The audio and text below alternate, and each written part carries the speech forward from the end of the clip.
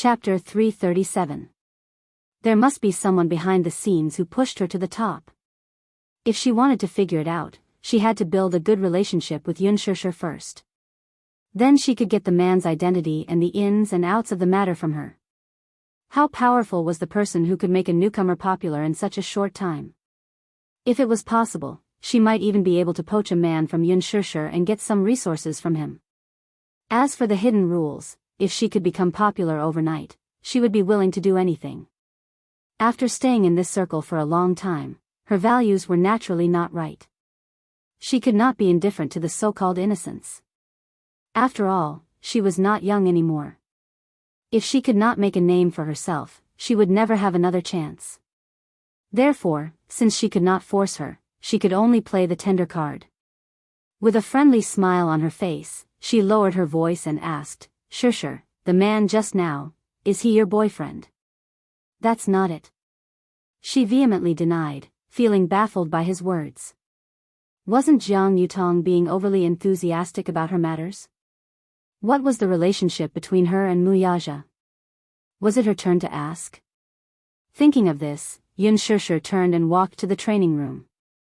When Jianghu saw this, she unwillingly followed behind her and said carefully, Sure, maybe you think that I'm the kind of person who can't keep secrets, but I've always treated you as a good friend. Among all the newcomers, you take care of me the best. We are friends, right?" Xianxia slowed down her pace. Friends, except for Xiao Shui, she really had no friends. When she was in school, she was a little autistic. In school, girls always liked to gather in small groups. If she could not fit in the group, she would be isolated.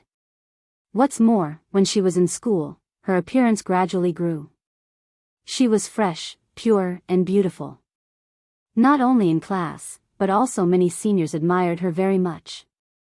Among them, some of these seniors were the most handsome men in school. They were the Prince Charming in many girls' eyes.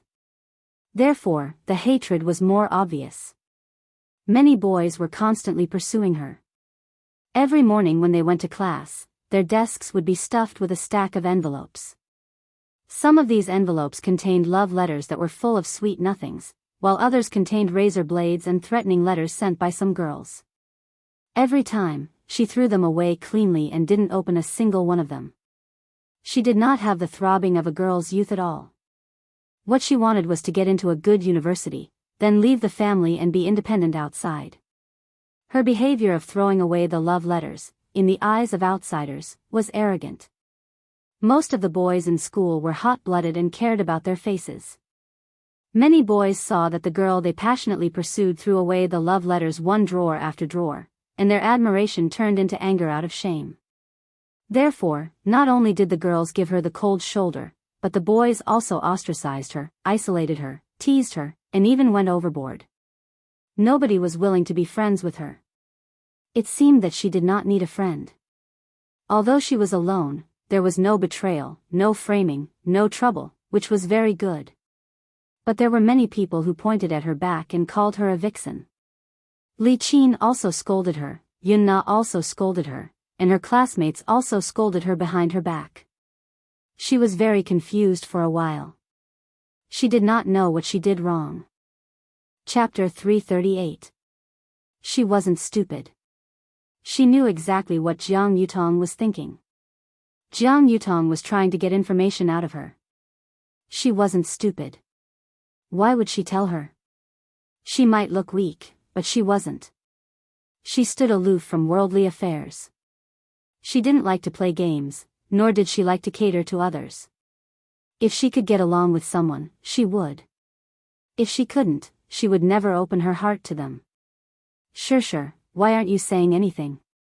Are you worried that I'll spill the beans?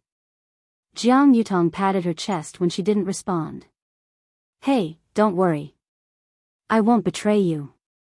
With that, Jianghu stood in front of her and made a solemn vow. I swear that if I can't keep your secret, I'll be struck by lightning. It was a vow. She wasn't worried about retribution at all. Xianxia looked at her deeply. She suddenly felt a little tired. Why should I tell you about my relationship with him? Xianxia was confused. Will it help you in any way? Jiang Yutong paused for a moment and quickly explained, No, I didn't. I'm just worried about you. What are you worried about? Yun Shishir was even more curious. Jiang Yutong touched the back of her head and pretended to be worried. Shishir, you signed a contract with Huanyu, right? Yes. She had signed a contract. But then? Have you read the terms and conditions of the contract? She replied, Yes, I saw it clearly. Then you should know that it's a breach of contract if you're dating in private. Jiang Yutong said to her in a serious tone. She seemed to be concerned, but in fact, she was trying to scare her. Yun Shishir pretended to be deep in thought. In fact, she was secretly guessing what Jiang Yutong was planning. I heard that it's a serious breach of contract. Not only will you be banned by Huanyu, but you'll also face an astronomical sum of money. You won't be able to pay it back even if you spend your whole life. Jiang Yutong said kindly. Yun Shishir said calmly, It's okay. He's not my boyfriend. Even if it was, so what? The entire Huanyu belonged to Muyaja. However, when Yun Shishir thought about how Muyaja had asked her for a sky-high penalty for breaching the contract, she shuddered. This man seemed to be capable of doing such a thing. If she made him unhappy, he didn't even need to do it himself. He could easily crush her with a single finger. Seeing her suddenly fall silent, he coldly denied it. His tone was decisive and straightforward, without even a trace of hesitation. His face was calm and composed, without any unnaturalness or guilt. It didn't look like he was lying at all. Is he really not her boyfriend? Jiang Yutong thought to herself, That's right. If such a handsome man is my sugar daddy, he's so handsome, rich, and elegant. He's like a model from an idol drama. Many people will be jealous of me if I tell them. Jiang Yutong rolled her eyes. Suddenly, she lowered her voice and whispered carefully in her ear, Shishir, that man can't be the mysterious sugar daddy behind you, right? As soon as she finished speaking, Yun Shishir raised her head abruptly. Her pair of clear eyes stared fixedly at her as her brows furrowed slightly. She seemed to have seen through Jiang Yutong's intentions. Chapter 339. Jiang Yutong's heart skipped a beat when she saw her reaction. She covered her mouth in shock. She was right. She murmured in disbelief, It can't be true, right? As she spoke, she tugged at Yun Shishir's sleeve, her eyes burning with excitement. Shishir. I heard from them that the reason why you can get so many resources before your debut is because you have a big sugar daddy supporting you. Are those rumors true? No. Yun Shishir said coldly. Oh, then what's your relationship with me? I asked you a question but you didn't answer me. Do you even consider me as your friend? Jiang Yutong frowned and scolded her impatiently when she saw that she had sealed her mouth so tightly. Yun Shishir's lips curled up coldly as she retorted, Ridiculous. When did we become friends? Why don't I know about it? Jiang Yutong was stunned by her cold question. What? She seemed to be a little lonely because of Yun Shishir's indifference. She lowered her eyes and sighed absent-mindedly. I thought we were friends. She murmured, looking aggrieved and sad. She said bitterly, You're so nice to me. I thought you should treat me as a friend. Yun Shishir was so angry that she laughed. You thought? Your so-called thought is just your wishful thinking. Jiang Yutong was irritated by her straightforward words. Yun Shishir, what do you mean? You make it sound like I'm coveting something from you. Why do you have to be so sarcastic? You've really hurt my heart. Yun Shishir's face curled into a sneer as her lips curled into a mocking smile. Jiang Yutong, what answer do you want from me? Jiang Yutong stared at her blankly. She couldn't help but feel that Yun Shishir was so aggressive. What? I'm asking you now. Why are you silent again? Yun Shishir's lips curled into a smile. Let me ask for you, then. You want to ask me, I'm just a newcomer, how can I be in Director Lin's film? Jiang Yutong's eyes changed. She nodded silently. Suddenly, she realized something and shook her head. That's not what I meant. Xianxia smirked and took a step closer to her. Then what do you mean? On what basis can I attend Huan Yu's annual cocktail party? What right do I have to be Heavenly King Gu's female companion? What right do I have to sign a contract with Huan Yu when I just debuted? Is it related to the man you saw just now? Isn't that what you want to ask? Xianxia was 1.7 meters tall, while Jiang Yutong was only 1.6 meters tall. The difference in height between them was destined to make Xianxia look down on her. Jiang Yutong stared at her, dumbfounded. She clenched her fists tightly and wanted to say something, but she stopped herself. That was what she wanted to ask, but she had asked it so vaguely. She thought that Xianxia, who looked dull on the surface, would not be shrewd. She did not expect her to see through her thoughts at a glance.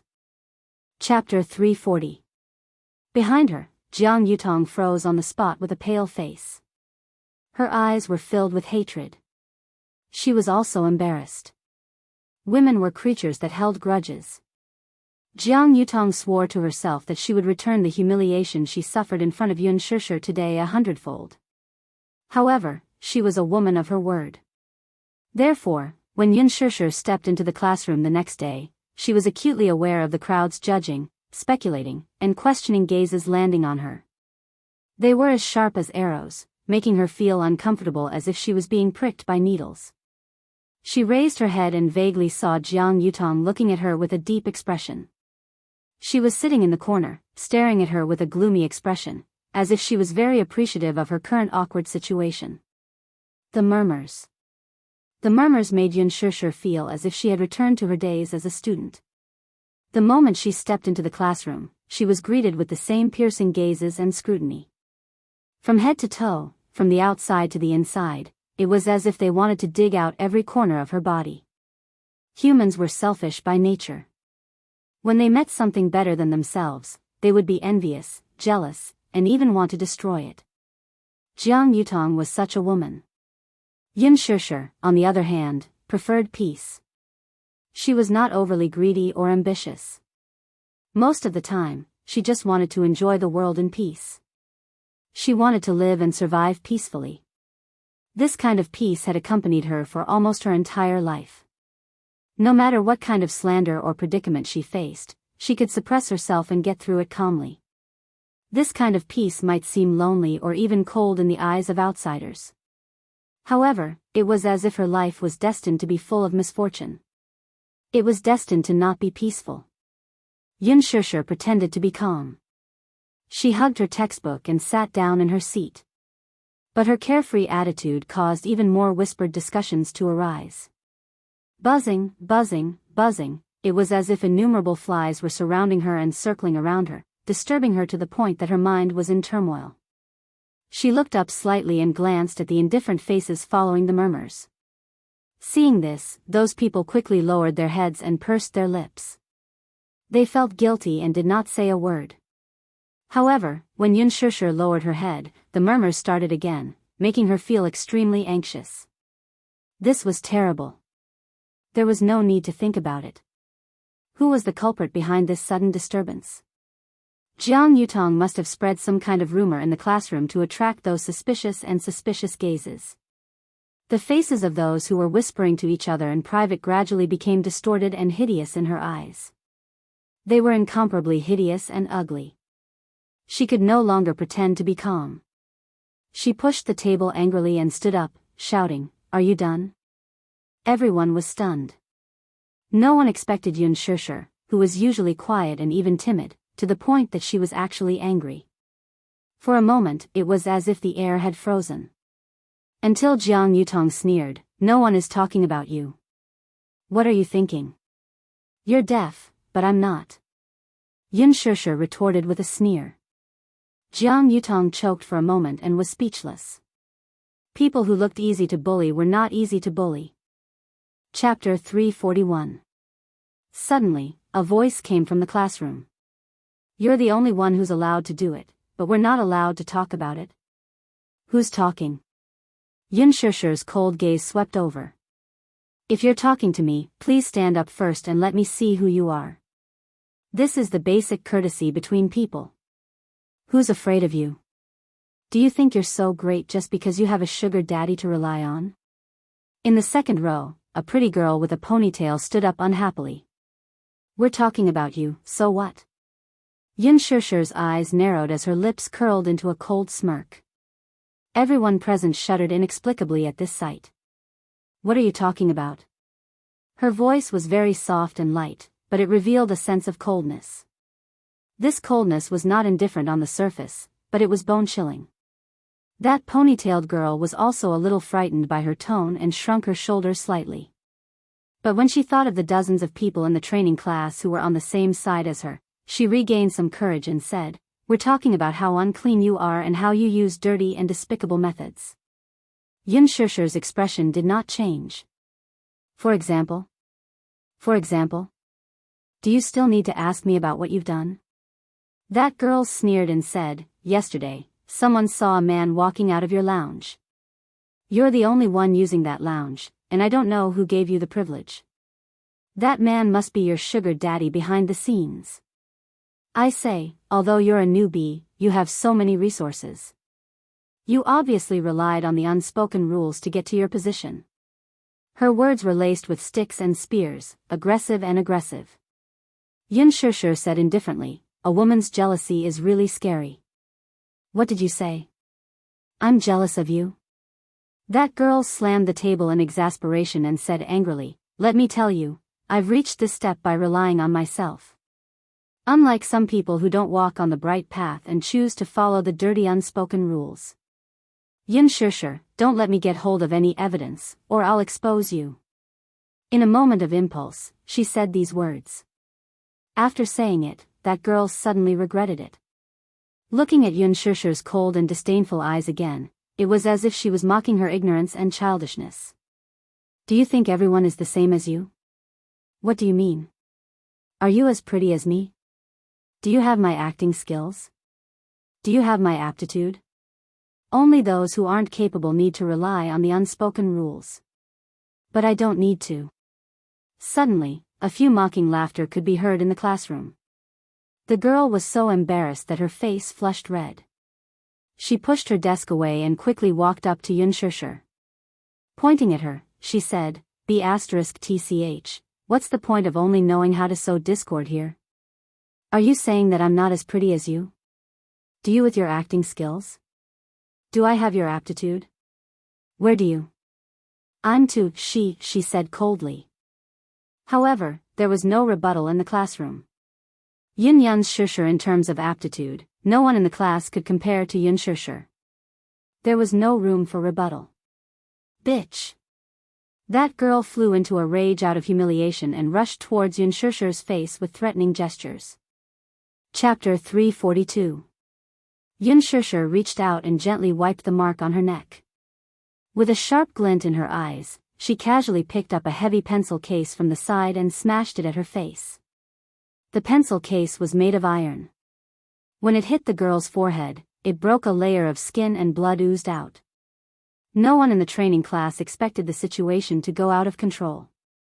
They were all stunned. The ponytailed girl clutched her forehead in pain and retreated a few steps in a sorry state. Looking at the bloodstain on her hand, her face flushed red in an instant. Feeling wronged and unbearable, her eyes reddened. Losing her rationality, she picked up a stool from the side and hurled it at Xianxia. There were a few exclamations and attempts to dissuade her. However, her movements were too fast. There was no time to stop her. In the blink of an eye, the stool hit Xianxia. Xianxia couldn't dodge in time and was hit by the stool. She staggered and fell to the ground. At the same time, a thunderous roar came from the door. "What are you doing?" Everyone looked over and saw the deputy artistic director, Zheng Yun, standing at the door angrily. His eyes were fixed on the stool in the ponytailed girl's hand. The veins on his forehead were bulging. What surprised everyone even more was that Huanyu Entertainment's top manager, Qin Zhou, was standing behind him. Beside him was the famous Heavenly King, Gu Xingzi.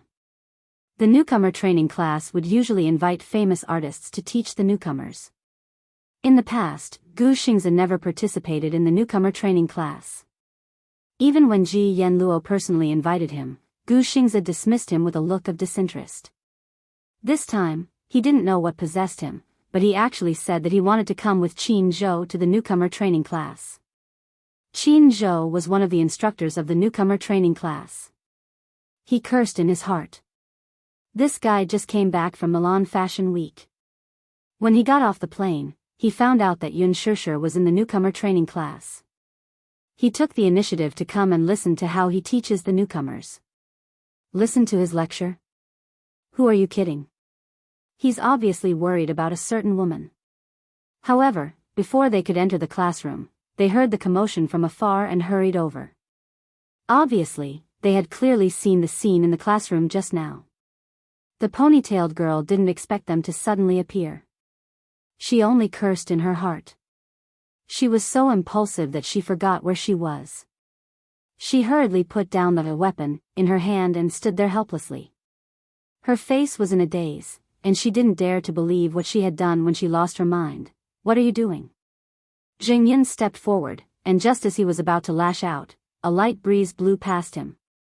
When everyone came back to their senses, they saw that Gu Xingzi had actually walked to Yun Shishir's side with a nervous expression.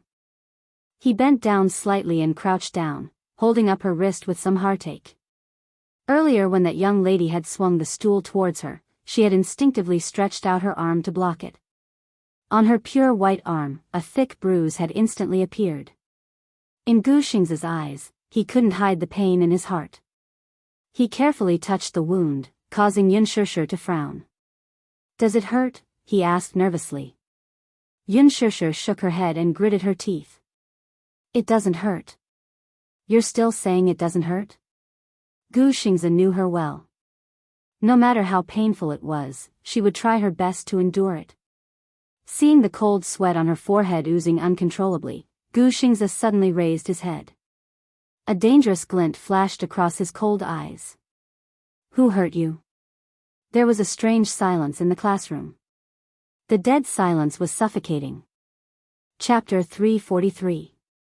Who hurt her? He was at the back of the group, so he did not see what happened just now. When he stood at the door, Yun Shishir had already fallen to the ground.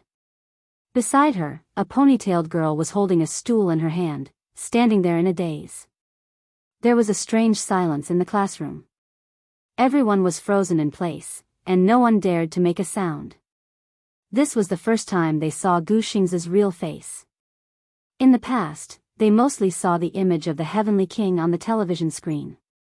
Sometimes he was arrogant, sometimes he was cold, and sometimes he was gentle. This was everyone's first time seeing Gu Xingzi's real face. Compared to his image on the screen, he was more noble and handsome, as if he was born naturally. However, at this moment, his body exuded a bone-chilling coldness. His eyes were cold and terrifying. It was as if he could kill someone with a single glance. No one dared to move, or even make a sound. Even the sound of their breathing was carried out quietly, for fear of angering the man in front of them. Who hurt her? Gu Xingzi questioned her coldly again. His powerful voice reverberated in the huge classroom, numbing everyone's nerves. Someone pointed weakly at the ponytailed girl standing by the podium and whispered, It's Lu Yi. Whoosh, everyone's gaze immediately fell on Lu Yi's body. Lu Yi was so shocked that she took a step back.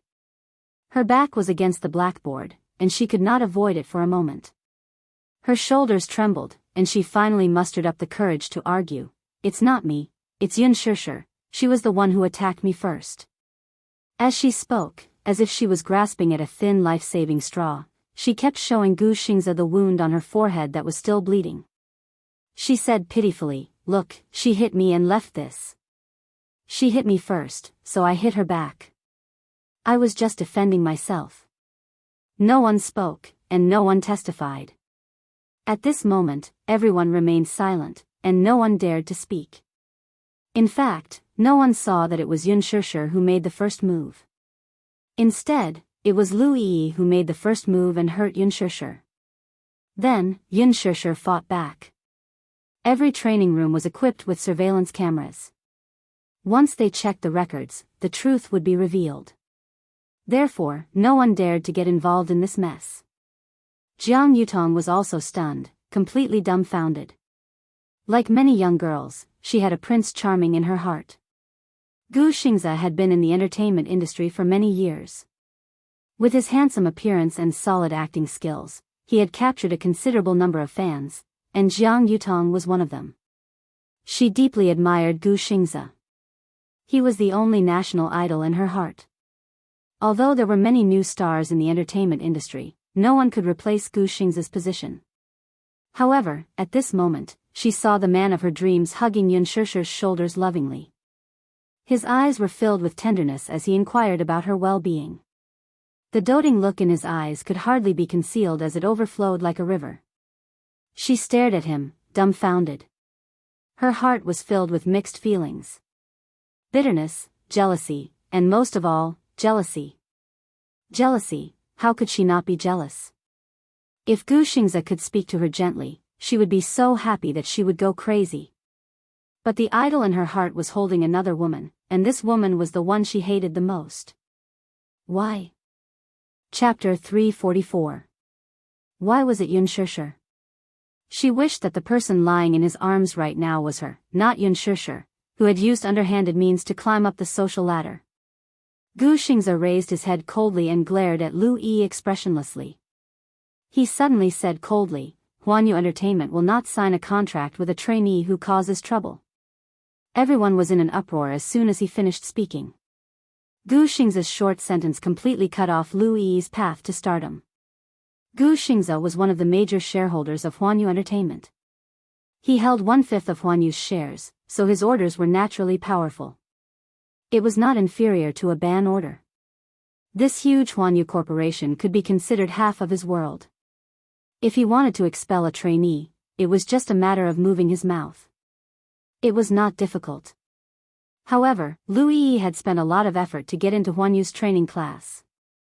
This opportunity was very precious. If she missed it, there would not be a second time. If she could successfully graduate from the training class, she would be able to debut. Debut, how many people dreamed of it? But he had removed her from the class with a simple sentence. This meant that she would be permanently frozen in Huanyu. That was too cruel. Yun Shishir's eyes flashed slightly. Her gaze fell on the helpless Lu Yi, but she did not say anything. Lu Yi opened her mouth in shock. Her eyes were filled with fear and shock. What? What do you mean? Please get out. You have lost the right to sign a contract and debut. Gu Xingze's thin lips parted slightly. His tone was frosty. Everyone was stunned. Including Jiang Yutong. She was Gu Xingze's hardcore fan, so she knew that as a shareholder of Huanyu, he had a lot of power in his hands. But she did not expect that he would ban someone for Yun Shishir. The training class was silent for a long time. Gu Xingze didn't say anything else. He bent down and carefully pulled Yun Shishir into his arms, lifting her up easily. His every movement was so careful, as if he was afraid of hurting her, as if he was treating an extremely fragile treasure. Lu Yi said unwillingly, Heavenly King Gu, I'm your fan. In my heart, only a noble and elegant woman is worthy of your status. This woman is not worthy of you. Gu Xingze ignored her indifferently and was about to leave the classroom with Yun Shishir in his arms. Lu Yi rushed forward and grabbed his arm. Don't you know? She relied on the unspoken rules to get to her position. Let go, he warned in a cold voice. His cold gaze was like a sharp sword, shooting at the back of her hand. Lu Yi was frightened by his gaze and took a step back. However, she finally gathered her courage and cried, Since you want to fire me, then please give me a satisfactory explanation. Yun Shishir is also a student of the training class. She has already signed a contract with Huanyu. I remember that the contract states very clearly. During the contract, she can't be in a relationship. Otherwise, it's a breach of contract. Yesterday, someone saw a man entering and leaving her lounge. She obviously relied on dirty means to get to her position. Why does she have special treatment? Shut up. Lu Yi did not care about his warning. If she lost the right to sign a contract, Yun Shishir would not have an easy time either. Chapter 345. This has nothing to do with you. Gu Xingze could not be bothered to listen to her explanation and left with Yun Shishir in his arms. Qin Zhou's expression changed slightly when he saw Gu Xingze leave. He instructed Jing Yun to tidy up the situation and left in a hurry. Gu Xingze brought Yun Shishir to his studio on the 30th floor of Huanyu Tower. Gu Xingze's studio occupied a total of 500 square meters of floor space. The entire floor was his world. When the elevator door opened, a simple yet luxurious living room came into view.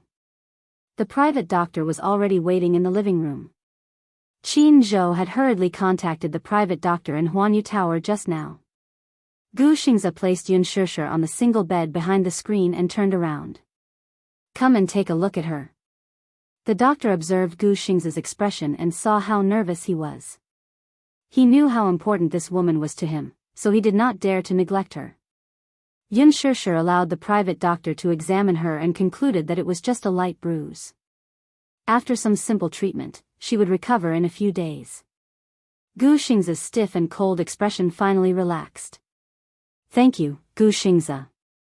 Yun Shishir said gratefully from the bottom of her heart. She did not mention a word about what happened in the classroom just now. Qin Zhou saw that Yun Shishir was fine. He was a discerning person, so he quickly left with the doctor. Bang! The elevator door closed and the living room fell silent. Gu Xingze slowly sat on the side of the bed and looked up at her. He asked softly, "Does it hurt?" His expression was careful, as if she was a precious and fragile object in his eyes. If he did not take good care of her, she would break easily. Yun Shishir shook her head. It doesn't hurt anymore. You're putting on a brave front. Gu Xingze lowered his eyes and looked a little helpless. I used my hand to block it. I'm not injured anywhere else. It's just a light bruise on my arm. It will be fine after some time, said Yun Shishir.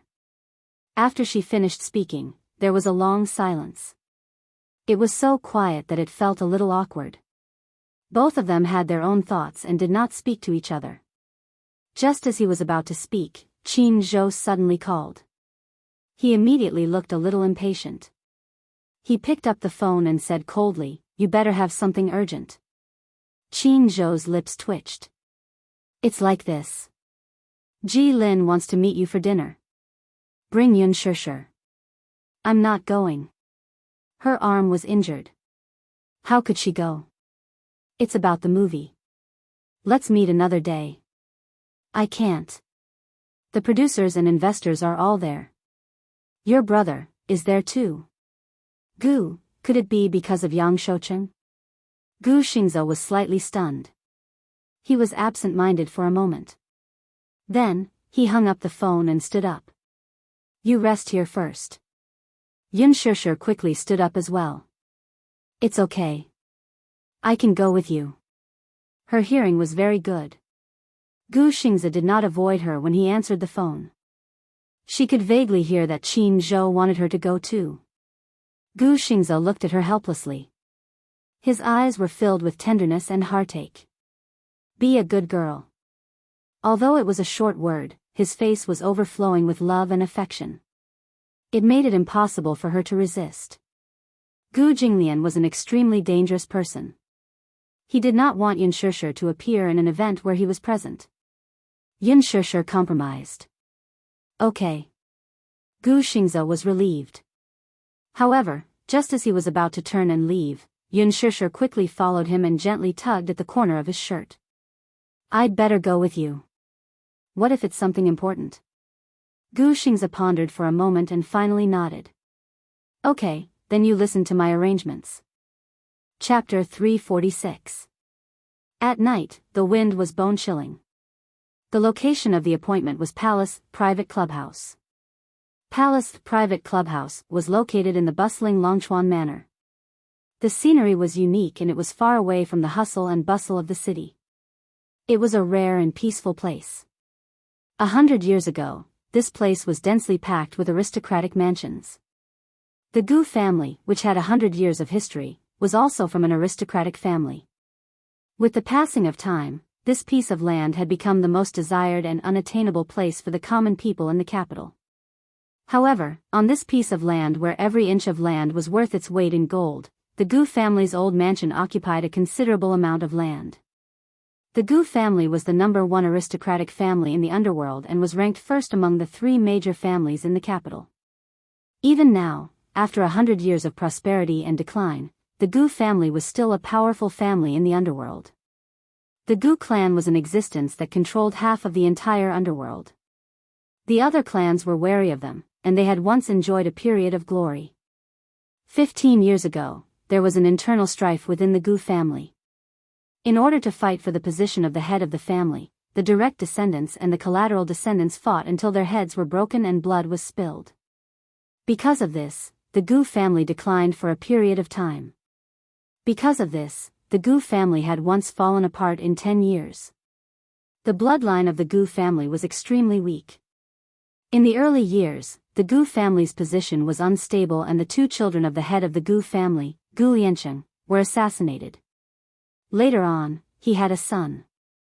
Other than Gu Jinglian, the eldest son, Gu Liancheng also had a concubine son, Gu Xingxia. A concubine son. The so-called concubine son was Gu Liancheng's illegitimate son. Gu Jinglian was the son of Gu Liancheng's first wife and was the rightful successor. However, Gu Jinglian's personality had always been arrogant. He was young and arrogant and was a typical hedonistic second generation. Although Gu Xingxia was younger than Gu Jinglian by 5 years, he was deeply loved by Gu Liancheng. However, in the 100 years of the Gu family's history, there had never been a concubine son who became the head of the family. Even if Gu Liancheng wanted to help him become the head of the family, the elders of the Gu family would probably oppose it. To the century-old underworld families, the distinction between direct descendants and concubines was very particular. The son of a concubine was a son of a concubine. He could not see the light of day. In the car, Gu Xingxia stared coldly at the passing scenery outside the window. His identity had always been a shady one. He had never even stepped into the Gu family with a proper identity. When Gu Liancheng passed away more than a decade ago, Gu Xingxia was only 10 years old. Gu Jinglian called him to his side and gave him a bank card and a plane ticket to a foreign country. This was the first time the 2 brothers had met, but it was also a farewell. At that time, Gu Jinglian had already successfully inherited the position of the head of the Gu family. Naturally, he could not tolerate any provocation. Gu Jinglian stood in the study and spoke to him briefly and straightforwardly. You don't have to work so hard in school. You don't have to work too hard to further your studies abroad. As the bastard son of the Gu family, you don't need to pursue any dreams at all. You only need to know how to squander and enjoy life. After all, I will give you an inexhaustible wealth in this lifetime. Gu Jinglian's evil face was full of mockery. I should have gotten rid of you, but my father left a will before he died. For his sake, sending you abroad is my last mercy. However, you have to remember that the position of the head of the Gu family belongs to me in the end. His words were cold and explicit. If it were not for Gu Liancheng's will before he died, Gu Jinglian would not have tolerated his existence. Going abroad was just another way for him to live. It was not until 10 years ago that he was pardoned and regained the right to set foot on this land. Chapter 347. The car slowly stopped at the private clubhouse. After settling Yun Shishir in the hall, Gu Xingxia hurried to the VIP room. Yun Shishir planned to wait for him in the hall. She waited for a long time. Not long after, Li Lan walked in with a briefcase.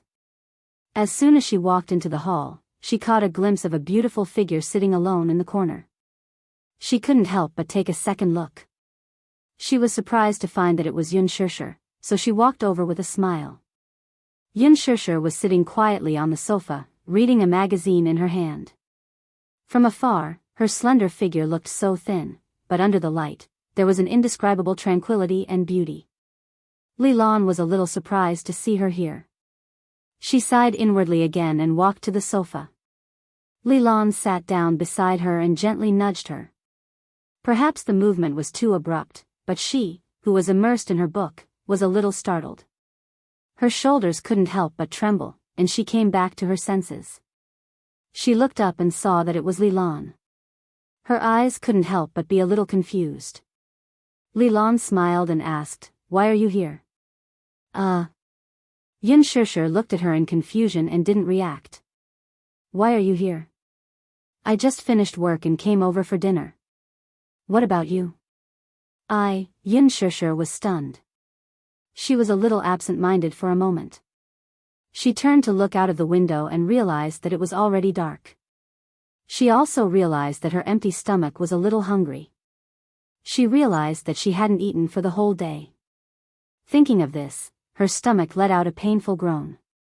Yin Shishir felt embarrassed. Li Lan heard it and smiled. "Are you hungry? Let's have dinner together." She nodded slowly. Suddenly, she thought of something. Where's Wuxia? Is he busy? Probably. The CEO's schedule is always unpredictable. I'm not sure. Li Lan paused and said, "Why are you looking for him?" Yin Shishir suddenly remembered that Wuxia left without saying goodbye yesterday. She was a little angry, so she shook her head calmly. Suddenly, she forced a smile and said, "I'm hungry. I want to eat something." It seemed that she was so hungry that her stomach growled as soon as she finished speaking. She hurriedly covered her stomach, feeling a little embarrassed. Li Lan, who was sharp enough to notice this, laughed. "Looks like you're really starving." Yin Shishir's cheeks were a little red. She couldn't help but feel aggrieved. Why was Wuxia Xianxia was gone for so long? She hadn't eaten for a day. Li Lan smiled and asked, "Then what do you want to eat?" "I'll take you to eat." As she said that, she didn't forget to add, "Don't worry, whatever you want to eat, we have it all. And I'll definitely satisfy you." The CEO had repeatedly ordered her to do whatever she wanted, no matter how big or small. Naturally, Wuxia had specially instructed her to do so. Yin Shishir suddenly remembered that she had been thinking about Chinese food. Usually, she was so busy that Yu was in charge of all 3 meals a day. Now that he wasn't at home, she actually missed his cooking. Hence, she missed it very much. Thinking of this, she moved her lips and said greedily, "I want to eat Chinese food." Li Lan smiled. Of course, she could satisfy such a small request. Chapter 348. Yin Shishir sent a text message to Wuxia Xianxia and left with Li Lan. The palace was a high-end place for dining, leisure, and entertainment. It had a KTV, a bar, a gym, and a cafe. Whether it was working or holding a meeting, all kinds of food, drink, and entertainment could be done here. The Chinese restaurant at the palace was very famous. The decoration was elegant, and the signboard was naturally linked to the restaurant's reputation. On average, even if there were only 2 or 3 dishes, it would cost a few hundred to 1,000 yuan. Even so, it was still very popular. Therefore, if one did not make a reservation, it would be very difficult to get a seat. Moreover, it was the peak period for dining, and the flow of customers was fierce. However, for Li Lan, making a reservation was a matter of course. After making an appointment, the store manager specially arranged a small private room with an elegant environment for them. The elegant lighting, glass windows, and bead curtains gave the room a very classical charm. Yin Shishir did not have a big appetite, but now she was extremely hungry. Looking at the delicious dishes on the menu, she felt even more hungry just by looking at the tempting appearance. The hungrier she was, the more reckless she was. She wanted to eat everything she saw. In the end, she unknowingly ordered a table full of dishes. Looking at the delicious dishes presented one after another, Yin Shishir pinched her chopsticks and felt a little guilty. Earlier, she glanced at the prices. Just one dish was around a few hundred yuan. With so many dishes, it would be impossible to fill the table without a few thousand yuan. Li Lan was also a little surprised. She looked at the table full of dishes in a daze. Her hand holding the chopsticks was a little stiff. She laughed and asked, "Are you really that hungry?" Xianxia was also a little distressed. Li Lan had eaten some snacks before work, so she did not feel very hungry. Moreover, she did not have a greedy appetite. After a few bites, she felt full and began to put food on Li Lan's plate. Xianxia ate with relish. This Chinese restaurant was indeed worthy of being its #1 signature. The exquisite dishes were indeed delicious, making one greedy for more. Moreover, she was indeed hungry. Now that she was in front of Li Lan, she did not care about her reserved image. She was very focused on eating. Before she knew it, more than half of the food on the table was gone. Li Lan just looked at her like this. Just looking at her like this was pleasing to the eye. This was probably what they meant by a feast for the eyes. No matter what a beautiful person did, it was a kind of pleasure to watch them. Before the soup was served, she raised her head and put down her chopsticks. The tip of her pink tongue gently curled the corners of her lips, as if she had not had enough, but also seemed to be satisfied. There was a kind of cute naivety in her eyes. Li Lan couldn't help but smile. She handed over the handkerchief and asked softly, "Are you full?" Xianxia nodded and took the handkerchief from her. She carefully wiped her mouth and subconsciously touched her slightly bulging belly. It was no wonder that the cost of food here was so high. The food was indeed delicious. If her appetite was big enough, she was confident that she could finish a whole table. She greedily glanced at the silver fish soup that the waiter had served again. She was a little reluctant to part with it, but she really couldn't eat any more. She helplessly sighed, raised her head, and asked softly, "Can I take all of this away?" "Of course, as long as you want." Li Lan said again, "If you like the taste of this restaurant, I'll bring you here next time." Chapter 349. Only then did Xianxia reveal a satisfied smile. "It's getting late. Xia, let's go back." Xianxia didn't show any disgust when Li Lan addressed her intimately. In her heart, she already had a good impression of Li Lan. Hence, she didn't reject Li Lan's affectionate nickname for her. She nodded, stood up, and followed Li Lan out. Just as they walked out of the private room, they bumped into a well-dressed middle-aged man in the corridor. Li Lan's eyes were sharp. She recognized him at a glance. Out of courtesy, she quickly greeted him with a smile. Isn't this Mr. Qian? What a coincidence to meet you here." This middle-aged man was none other than Qian Shaohua, the investor who was working with Huanyu Entertainment this time. It was also him who had invested heavily in Huanyu's next movie. He was also a famous big boss in Beijing. Hence, out of courtesy, she took the initiative to greet him. Qian Shaohua also recognized her. He laughed and said, "Haha. Assistant Li? Nice to meet you. I didn't expect to meet you here. Why, aren't you with your Mr. Mu?" Li Lan reached out and shook his hand. She was about to answer. However, she saw the man's gaze turn and look straight at Xianxia, who was standing behind her with an expressionless face. Qian Shaohua's eyes widened slightly. There was surprise in his eyes, but more than that, there was a sigh of admiration. This girl was really beautiful. At first glance, she was already a celestial being. Her existence even brought light to this dimly lit corridor. Perhaps his gaze was too intense, or perhaps it was his gaze that was unique and invasive. Xianxia came back to her senses and followed his gaze. Instantly, she felt a little uncomfortable from the piercing gaze and unconsciously hid behind Li Lan. However, her dodging action, in his eyes, suddenly became a different kind of feeling. She seemed to be shy. It was no wonder that she would be shy. Regardless of whether it was her dressing or her mannerisms, she looked very young and inexperienced. Putting aside her innocent tone, just her tender and beautiful little face was enough to make his heart itch. This girl was somewhat to his liking. It wasn't as if Qian Shaohua had never played with women before. He was the pride of the business world and an investor in the entertainment industry. He had been in the industry for many years and could be said to have traveled among the flowers. With his successful status, he would play with women very fiercely. It wasn't that he hadn't played with innocent girls and schoolgirls before. He had played with plenty of them. But in this era of material desires, how could there be true innocence? They were all pretentious and delicate in order to become famous. At first, he felt that they were a little interesting and charming, but after a long time, most of them were exactly the same. It was inevitable that he would find them boring and annoying.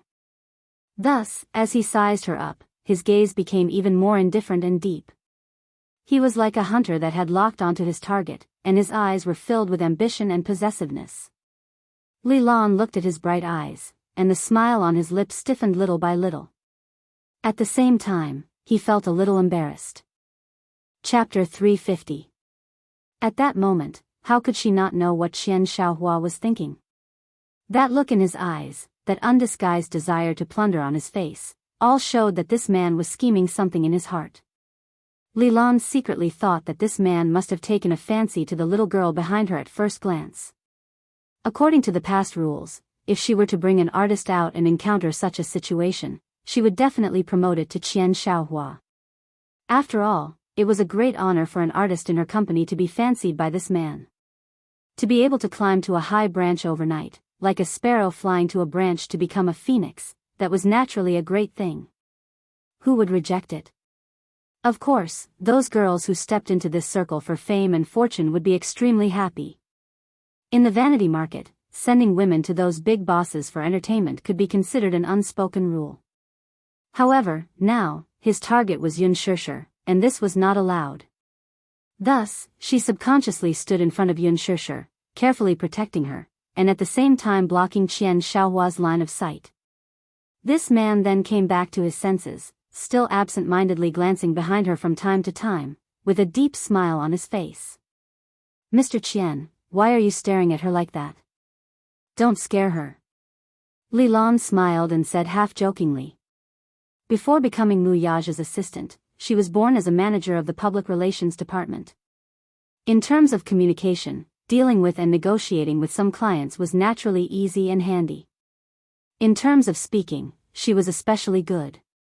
Just this funny sentence alone was enough to slightly calm the somewhat stiff atmosphere. Qian Xiaohua was also considered an experienced businessman. He had been at the wine table for many years, saying one thing in front of others and another behind others. In his heart, he had lived half his life and never taken off the mask on his face. Naturally, his ability to speak and read people's expressions was also top-notch. He could also see that this Li Lan seemed to have the intention of protecting her. Thinking about it, this girl's identity was not ordinary. Could it be that she was the daughter of some family? A socialite from the upper class? However, it did not look like it. It was not because of anything else. It was just that this girl did not have the arrogance and brashness that people in this circle should have. Instead, she had an air of arrogance about her. However, this arrogance was the kind that was ingrained in his bones. He was stubborn and determined. Moreover, the clothes she was wearing did not look like those of an aristocratic family's daughter. They were all simple designs. One had to know that all socialites from aristocratic families dressed extravagantly. Therefore, he rejected this idea. Since he didn't have any background, there was nothing to worry about. He had taken a fancy to this girl. "This girl is so pretty," Qian Xiaohua praised from the bottom of his heart. Then, he smiled and looked at Yun Shishir with an inquisitive look. Which family are you from? TSK, why haven't I seen it before?" "Oh, this girl," Li Lan smiled. Although she was in a difficult position, she still smiled and introduced, "This is an artist signed by Chairman Mu himself. She's a very talented newcomer. But I haven't officially debuted yet. Once I officially debut, I'll have to ask for your help, CEO Qian." Chapter 351. She had deliberately emphasized the words, Chairman Mu, and, personally. The meaning behind her words was already unclear.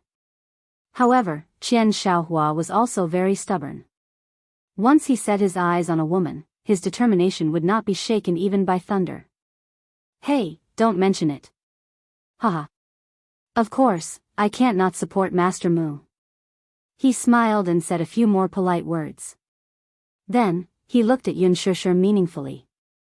The latter was obviously not used to his almost bone-piercing gaze, so she avoided Li Lan's gaze even more.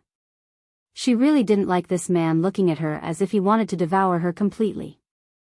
Noticing that she was avoiding his gaze, Li Lan's smile remained unchanged.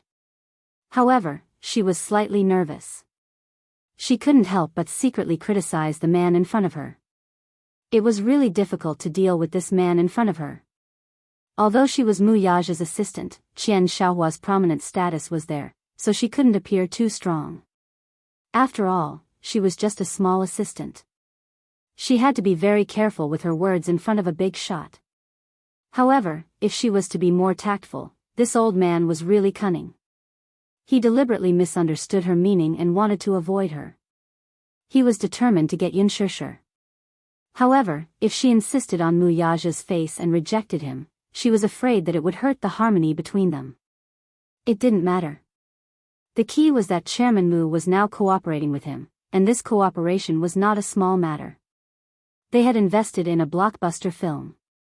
Now that everything had been finalized, they only lacked one thing.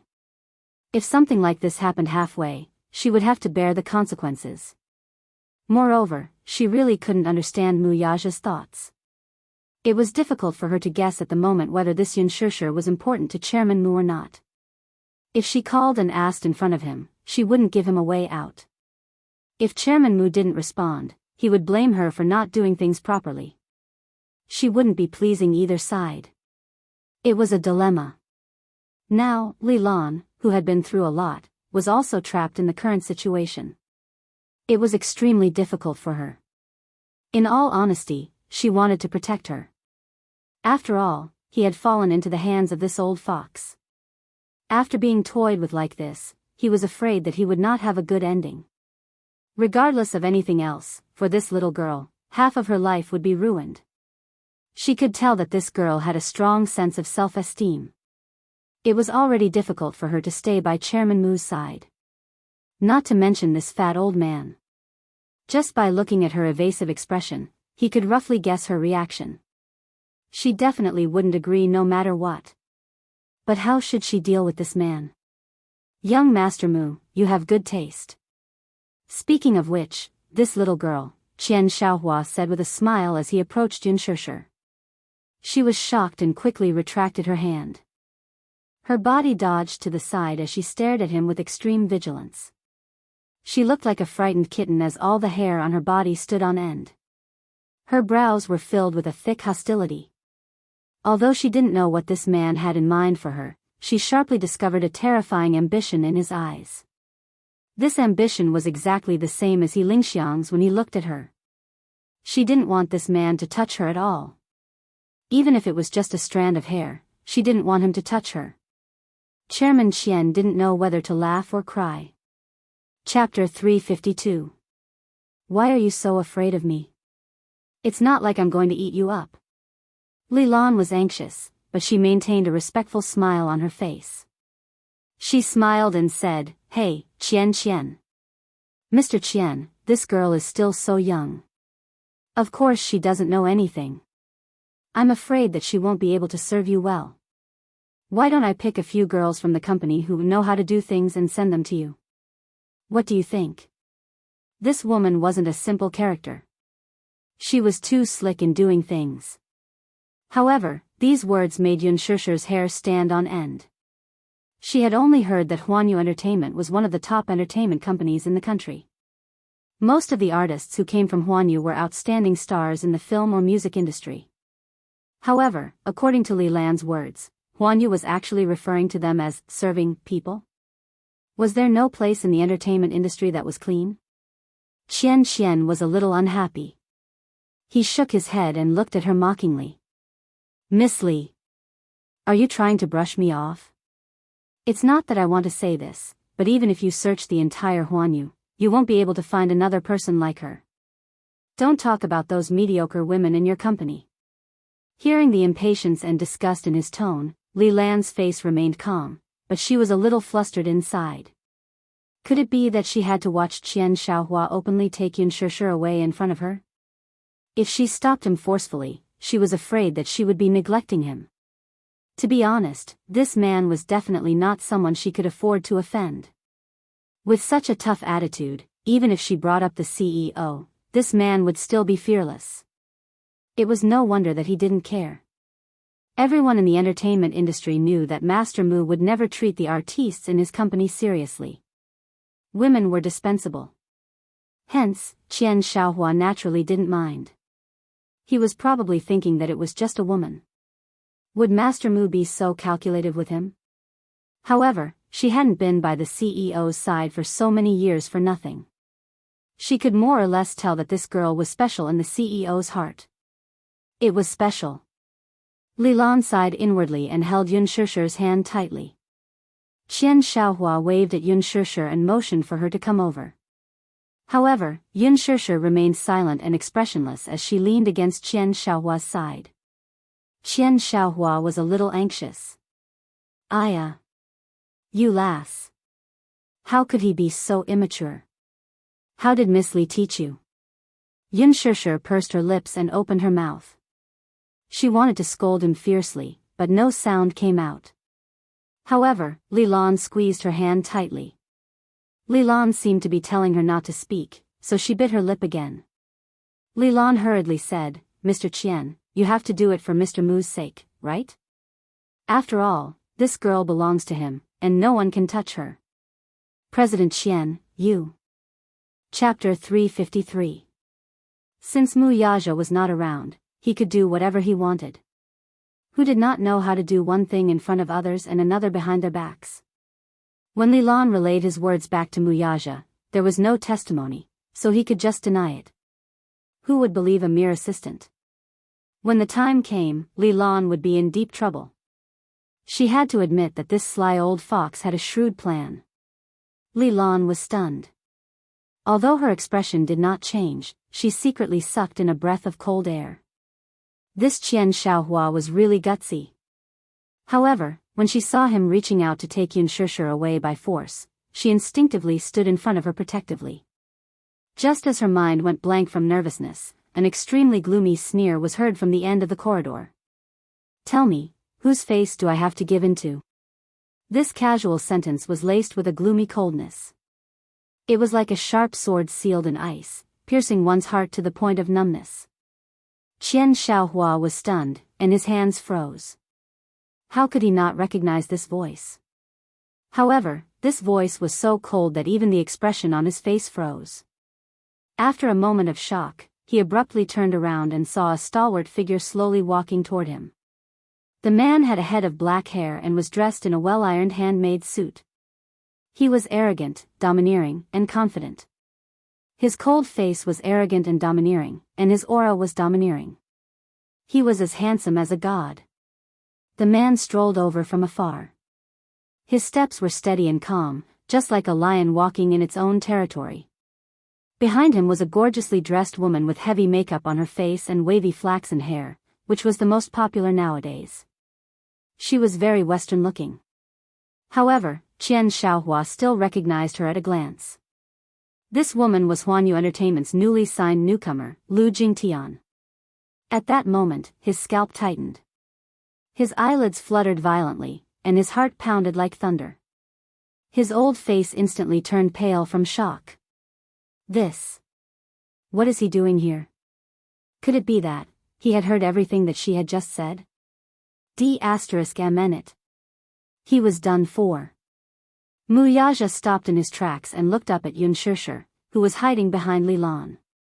Seeing that the girl was hiding behind Li Lan, only revealing a corner of her clothes and her small head, the corners of his lips naturally curved into a faint smile. This girl's way of protecting herself really made one feel a little helpless. Did she think that everything would be fine just by hiding like this? He looked at her and said in a deep voice, "Come here." His gaze was fixated on her body. Without a doubt, the bystanders naturally knew who he was calling. His voice was not loud, but it was powerful, and there was a hint of doting in his tone. Even Lu Jingtian, who was beside him, was a little puzzled. It was as if she had never seen this man so easily reveal such a tender side of him. She frowned slightly and her heart was filled with mixed feelings. She followed his line of sight and looked at Xianxia with hostility in her eyes. She also recognized that this girl was none other than Xianxia, who had stolen the limelight at the banquet that day. Why is it her again? Why is she here? This woman is really haunting me. Chapter 354. Lu Jingtian's heart ached as she pursed her lips tightly. Her face was filled with undisguised displeasure. She saw the girl's pale, bloodless face behind Li Lan. Her eyes were guarded, as if she had been frightened or aggrieved. She stubbornly pursed her lips and stared at the man with furrowed brows, but she did not take a step forward. This girl was really stubborn. There was no doubt that she was a beauty in the making. Li Lan, on the other hand, was secretly surprised. Even she did not expect the boss to suddenly appear here. In her moment of shock, she saw the boss asking Xianxia to go over, but the lass did not move. She seemed to be angry, so she reached out and pulled the girl out from behind her, pushing her in the direction of her boss. Silly girl, why aren't you going over? Xianxia lost her footing from the push and fell toward Wuxia, straight into his muscular chest. She awkwardly got up and retreated, wanting to keep a distance from him, but the man's strong arm wrapped around her waist domineeringly. She was forced to snuggle against his chest, and all she could hear was his strong heartbeat. That heartbeat was like a tranquilizer, and it quickly brushed away the uneasiness in her heart. Thus, she did not resist and obediently stayed put. The man lowered his head and looked at her little head buried in his chest. His thin lips curled up. He was obviously very satisfied with her submission, but he was still a little dissatisfied inside. In her mind, it had only been a few days since he had last looked for her.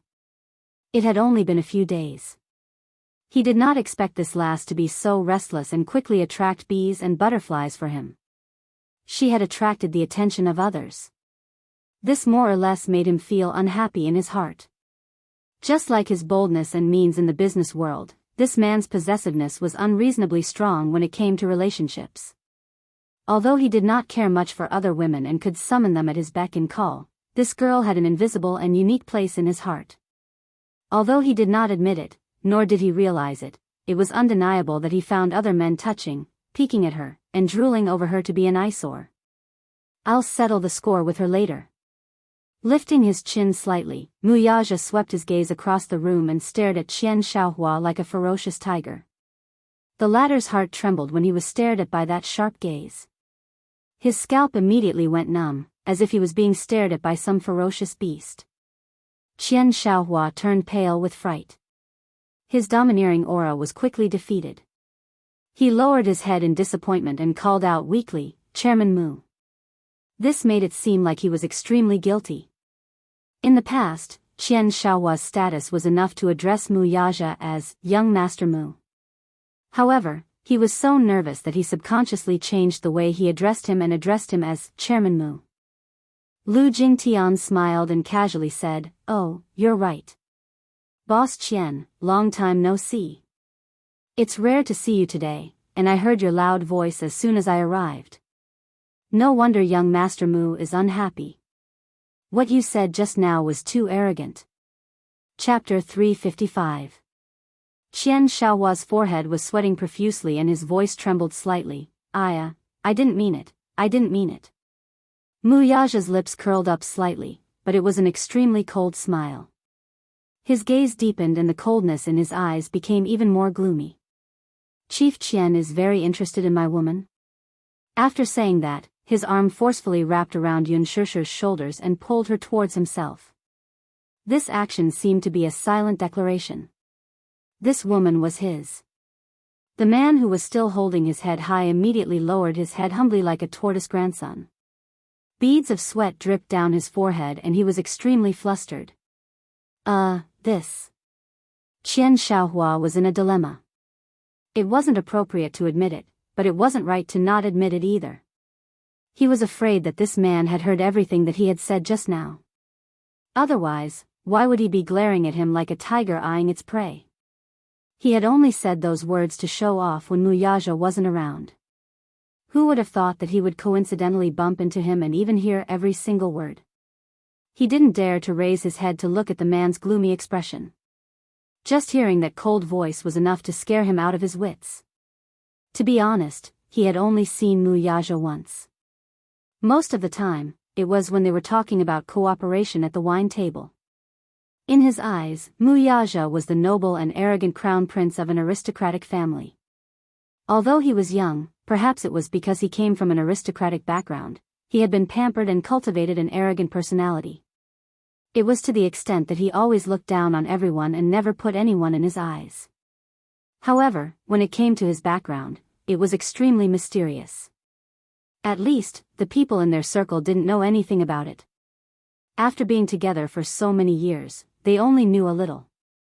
He only knew that on the surface, this young Master Mu was the famous entertainment tycoon in the capital and he was in charge of 2 entertainment companies with strong qualifications. However, in actual fact, he was an important figure in an aristocratic family. The power behind him was something that they couldn't afford to offend. With just a yawn, the entire financial street would be shaken. This wasn't a groundless rumor. Just based on the fact that the mayor had to condescend to meet him, it could be seen that this kid's background was extraordinary. Because of this, everyone respected this young CEO and bowed down to him. Rather than saying that they were in awe of him, it was more accurate to say that they were afraid of the mysterious power behind him. And this man, in actual fact, he was also a master with ruthless methods. There was a saying in the circle, if you can't become young Master Mu's partner, then you can't become his enemy. Otherwise, the consequences would be dire. Xianxia naturally didn't want to infuriate him over such a small matter, hence he put on a serious expression. Chairman Mu, you see, it's just a woman. It's fine if you don't want to give her up. This matters. Why should we hurt each other's relationship? Hearing that, Wuxia glanced at him from the corner of his eyes. His eyes were languid and his angular face was filled with coldness as he said in a deep voice, "The words you said earlier, I don't like to hear it." His voice was slow and deep, with deep meaning behind it. Anyone who heard it would be able to sense his dissatisfaction. His heart skipped a beat as Xianxia gave a dry laugh and lowered his head to apologize. Chapter 356. Sigh. Those are all harmless jokes. Oh. Harmless? Wuxia coldly raised his eyes. His deep, almond-shaped eyes shone with a sharp glint. This. Xianxia stammered, not knowing what to say. Wuxia sneered and said indifferently in a low voice, "Mr. Qian, how can I feel at ease working with you when you're like this?" Xianxia was stunned, clearly not expecting him to say that. He immediately looked up with an ugly expression and saw Wuxia's handsome face full of indifference. "Master Mu, what do you mean? Could it be that he was going to give up on their collaboration? What kind of international joke is this?" This investment was highly valued by Xianxia. This blockbuster would bring about considerable profits for both parties. Once he invested in it, he would be able to get rich returns. In the entire capital, only Wuxia had such influence and boldness. But, he actually wanted to kick out their cooperation just because of a woman like this? He had already drawn up the investment for this blockbuster, and he only needed one final push before it could be put into operation. Alas, he was not the only one surprised. Even Lu Jingtian, who was beside him, was shocked. She had never seen him fall out with a business partner over a woman. Even Li Lan, who was used to seeing Wuxia do as he pleased, was a little surprised. Her gaze involuntarily shifted to Yunshisher, who was in his arms. It seemed that Yunshisher was indeed special to the boss. It seemed that she had done the right thing by defending her earlier. You should know what I mean. He was never one to repeat himself twice. He was disgusted by the way this man stared at his woman. It was extremely annoying. Even without Xianxia in this blockbuster, there would still be many investors lining up to be selected by him. He would not be the only one left. Only then did Xianxia panic. "Mr. Mu, can't we talk things over? Why do you have to force me into a dead end for this little lass?" Wuxia glanced at him expressionlessly and sneered. He could not be bothered with him anymore. Thus, without another look at him, he proudly strode off with Xianxia in his arms. This man did not intend to give him any face. That resolute back view was simply too domineering. Lu Jingtian stared at Mu Yaja's back as he left. She wanted to follow him, but if she did, it would make her seem unreserved. She couldn't help but feel a little stuffy in her heart, and her hands couldn't help but clench into fists. Something seemed to flash through her eyes, and her brows slowly furrowed. Qian Xiaohua's stiff smile only disappeared when the man was a distance away. Furrowing his brows, he glared at Li Lan and Lu Jingtian in shame and indignation. He gritted his teeth and scolded, "What a load of sh*t. Damn it. With just one sentence, he kicked me out of the partnership. Is that woman more important than this investment?" Li Lan smiled faintly. "Mr. Qian, I told you earlier that this girl's identity is not ordinary, but you didn't believe me. Isn't this what happened?" Qian Xiaohua was also a hot-blooded man. He was already in a fit of anger, and now that someone was adding insult to injury, he was even more furious. Chapter 357. Assistant Li? Are you gloating now that my business deal is ruined? She smiled reservedly. How would I dare to laugh at you? Although she said that, she was inwardly overjoyed. That smile was an eyesore to Qian Xiaohua. Now, even a small assistant was laughing at him? He angrily cursed in the direction of Mu Yaja's departure. D*****. Why are you so arrogant? Do you think I want to work with you? Who do you think you are? Lu Jingtian returned to her senses when she heard this. Turning her head to look at him coldly, she coolly said, "Mr. Qian, as a person in this industry, it's best to leave a way out for yourself when you speak. You must know clearly what you should and shouldn't say. Do you think you can gossip about Master Mu?" Qian Xiaohua glanced at her and was about to rebuke her, but on second thought, this woman's background was not simple.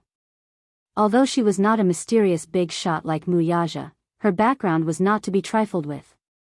The reason why she had so many resources waiting in line before her debut was that she had someone backing her. Her father was one of Huanyu's top executives. Just this identity alone was enough for her to do whatever she wanted. The Lu family was born into a rich family, and her mother was also someone important. After thinking about it, he chose to swallow his anger. It's just a woman, is there a need to be so eager? How despicable. Qian Xiaohua could not help but curse. She's just a woman. Is there a need for that chap to treat me like this? I've been looking forward to this investment case for a long time. Mr. Qian, I advise you to be more polite with your words. This time, it's just a failed collaboration. If your words fall on Master Mu's ears next time, do you still have a way out in the capital? Qian Xiaohua suffered a setback. His face turned green and red, but he could not bring himself to do it. He snorted angrily, turned around, and walked away. Li Lan and Lu Jingtian looked at each other and then smiled at each other as a greeting. No matter how high her background was, she still treated Li Lan, who was by Mu Yaja's side, with respect. She smiled and asked, "Big sister Li, who is that girl?" Li Lan was about to answer, but after thinking for a while, she paused and said with a smile, "She's just a small artist in the company. It's not worth worrying about." Her answer was very vague and ambiguous. It was no wonder that she was so wary of Han Jingyi. After all, Lu Jingtian was known for her ruthlessness in the industry. She often relied on the power behind her to ostracize newcomers. There were even rumors that she had slapped a newbie in front of everyone because she had badmouthed her behind her back. The newcomer's face was so swollen that he had to wear a mask on stage. After that incident, due to the power behind her, he had no choice but to settle the matter. From then on, he would respectfully address her as Sister Lu whenever he saw her.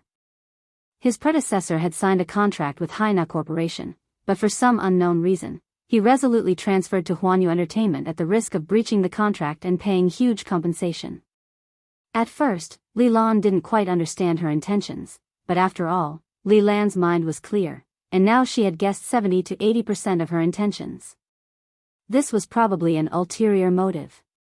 She did not want Xianxia to inadvertently offend her before she had a firm foothold in the industry. Chapter 358. Lu Jingtian smiled. Even though her answer was perfunctory, she did not pursue the matter. She merely smiled faintly and said, I was supposed to have a private date with Master Mu tonight, but someone interrupted it. I am very unhappy. She paused for a moment before continuing in a slow and drawn-out tone. Since this girl is under your care, then. Cicely, I hope that such a thing won't happen again. Don't do it again. You know what to do, don't you? Li Lan slowly nodded. The smile at the corner of her lips was somewhat forced as her heart turned cold. Her words were considered a deterrent. Late at night, the evening breeze was slightly chilly. Along the way, Xianxia's face was pale, while the man's expression was even gloomier. She was practically half carried and half hugged by him the whole way. Her whole body was in his embrace, and it was as if she was about to become part of his flesh and blood. She raised her head, only to see the man's unusually cold expression. He seemed to be angry. She did not know why he was angry, though. She, on the other hand, felt a chill in her heart when she heard the conversation between Li Lan and Qian Xiaohua. Mu Yaja carried Xianxia to the back seat and closed the door. The chauffeur started the car, and the streamlined sports car sped out of the clubhouse's entrance. She hurriedly broke free from him the moment she sat down. Her expression was somewhat unnatural as she leaned to the side. She glanced at him, only to see him leaning leisurely against the seat. His straight eyebrows were slightly lowered, and there was a hint of the calm before the storm between his brows. Xianxia's face involuntarily tensed up. Her hands unconsciously clenched the leather cushion beneath her as her heart seemed to be weighed down by a heavy stone. Mu Yaja looked at her coldly. His lips suddenly curled into a half-smile. Come here. Xianxia pursed her lips but did not move for a long time. She did not want to be so close to him.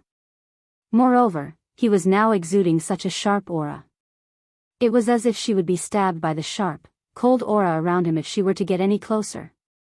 The man, however, was dissatisfied with her stubborn behavior. I never repeat my words twice. His eyes narrowed dangerously and his voice was as cold as ice. His slightly raised eyebrows were like the sharp edge of a sword. She was stunned, but in the end, she still moved a few inches closer to him. She saw the man suddenly wrap his arm around her and easily pull her towards him. His large palm pinched her chin, and the smile in his deep and mesmerizing eyes deepened. He said casually, when I'm not around, you still know how to seduce people? He lowered his head and looked at her face.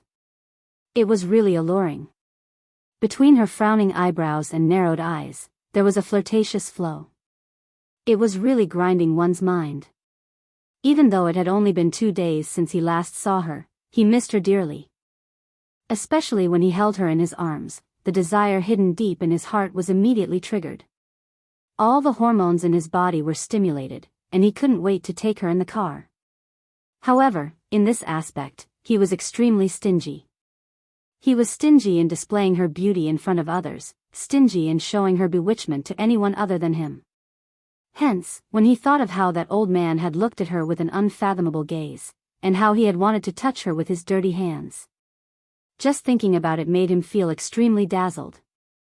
If he hadn't coincidentally had a meal at the same private club, would this little thing have been snatched away by someone else? Chapter 359. In the past, he also knew what kind of person Qian Xiaohua was. His only hobby was to play with women. Sometimes, when he worked with him, he would also send a few female artistes under Huanyu to accompany him. But after a few times, did he silently think that as long as it was a woman from Huanyu, he could casually touch her? Mu Yaja's gaze was extremely dangerous. Xianxia was stunned for a moment, then immediately realized what he meant. Her face suddenly turned pale, and she shook her head hard. Saying that she seduced him? I didn't. She denied it heavily. How was she seducing him? What kind of crime was he accusing her of for no reason?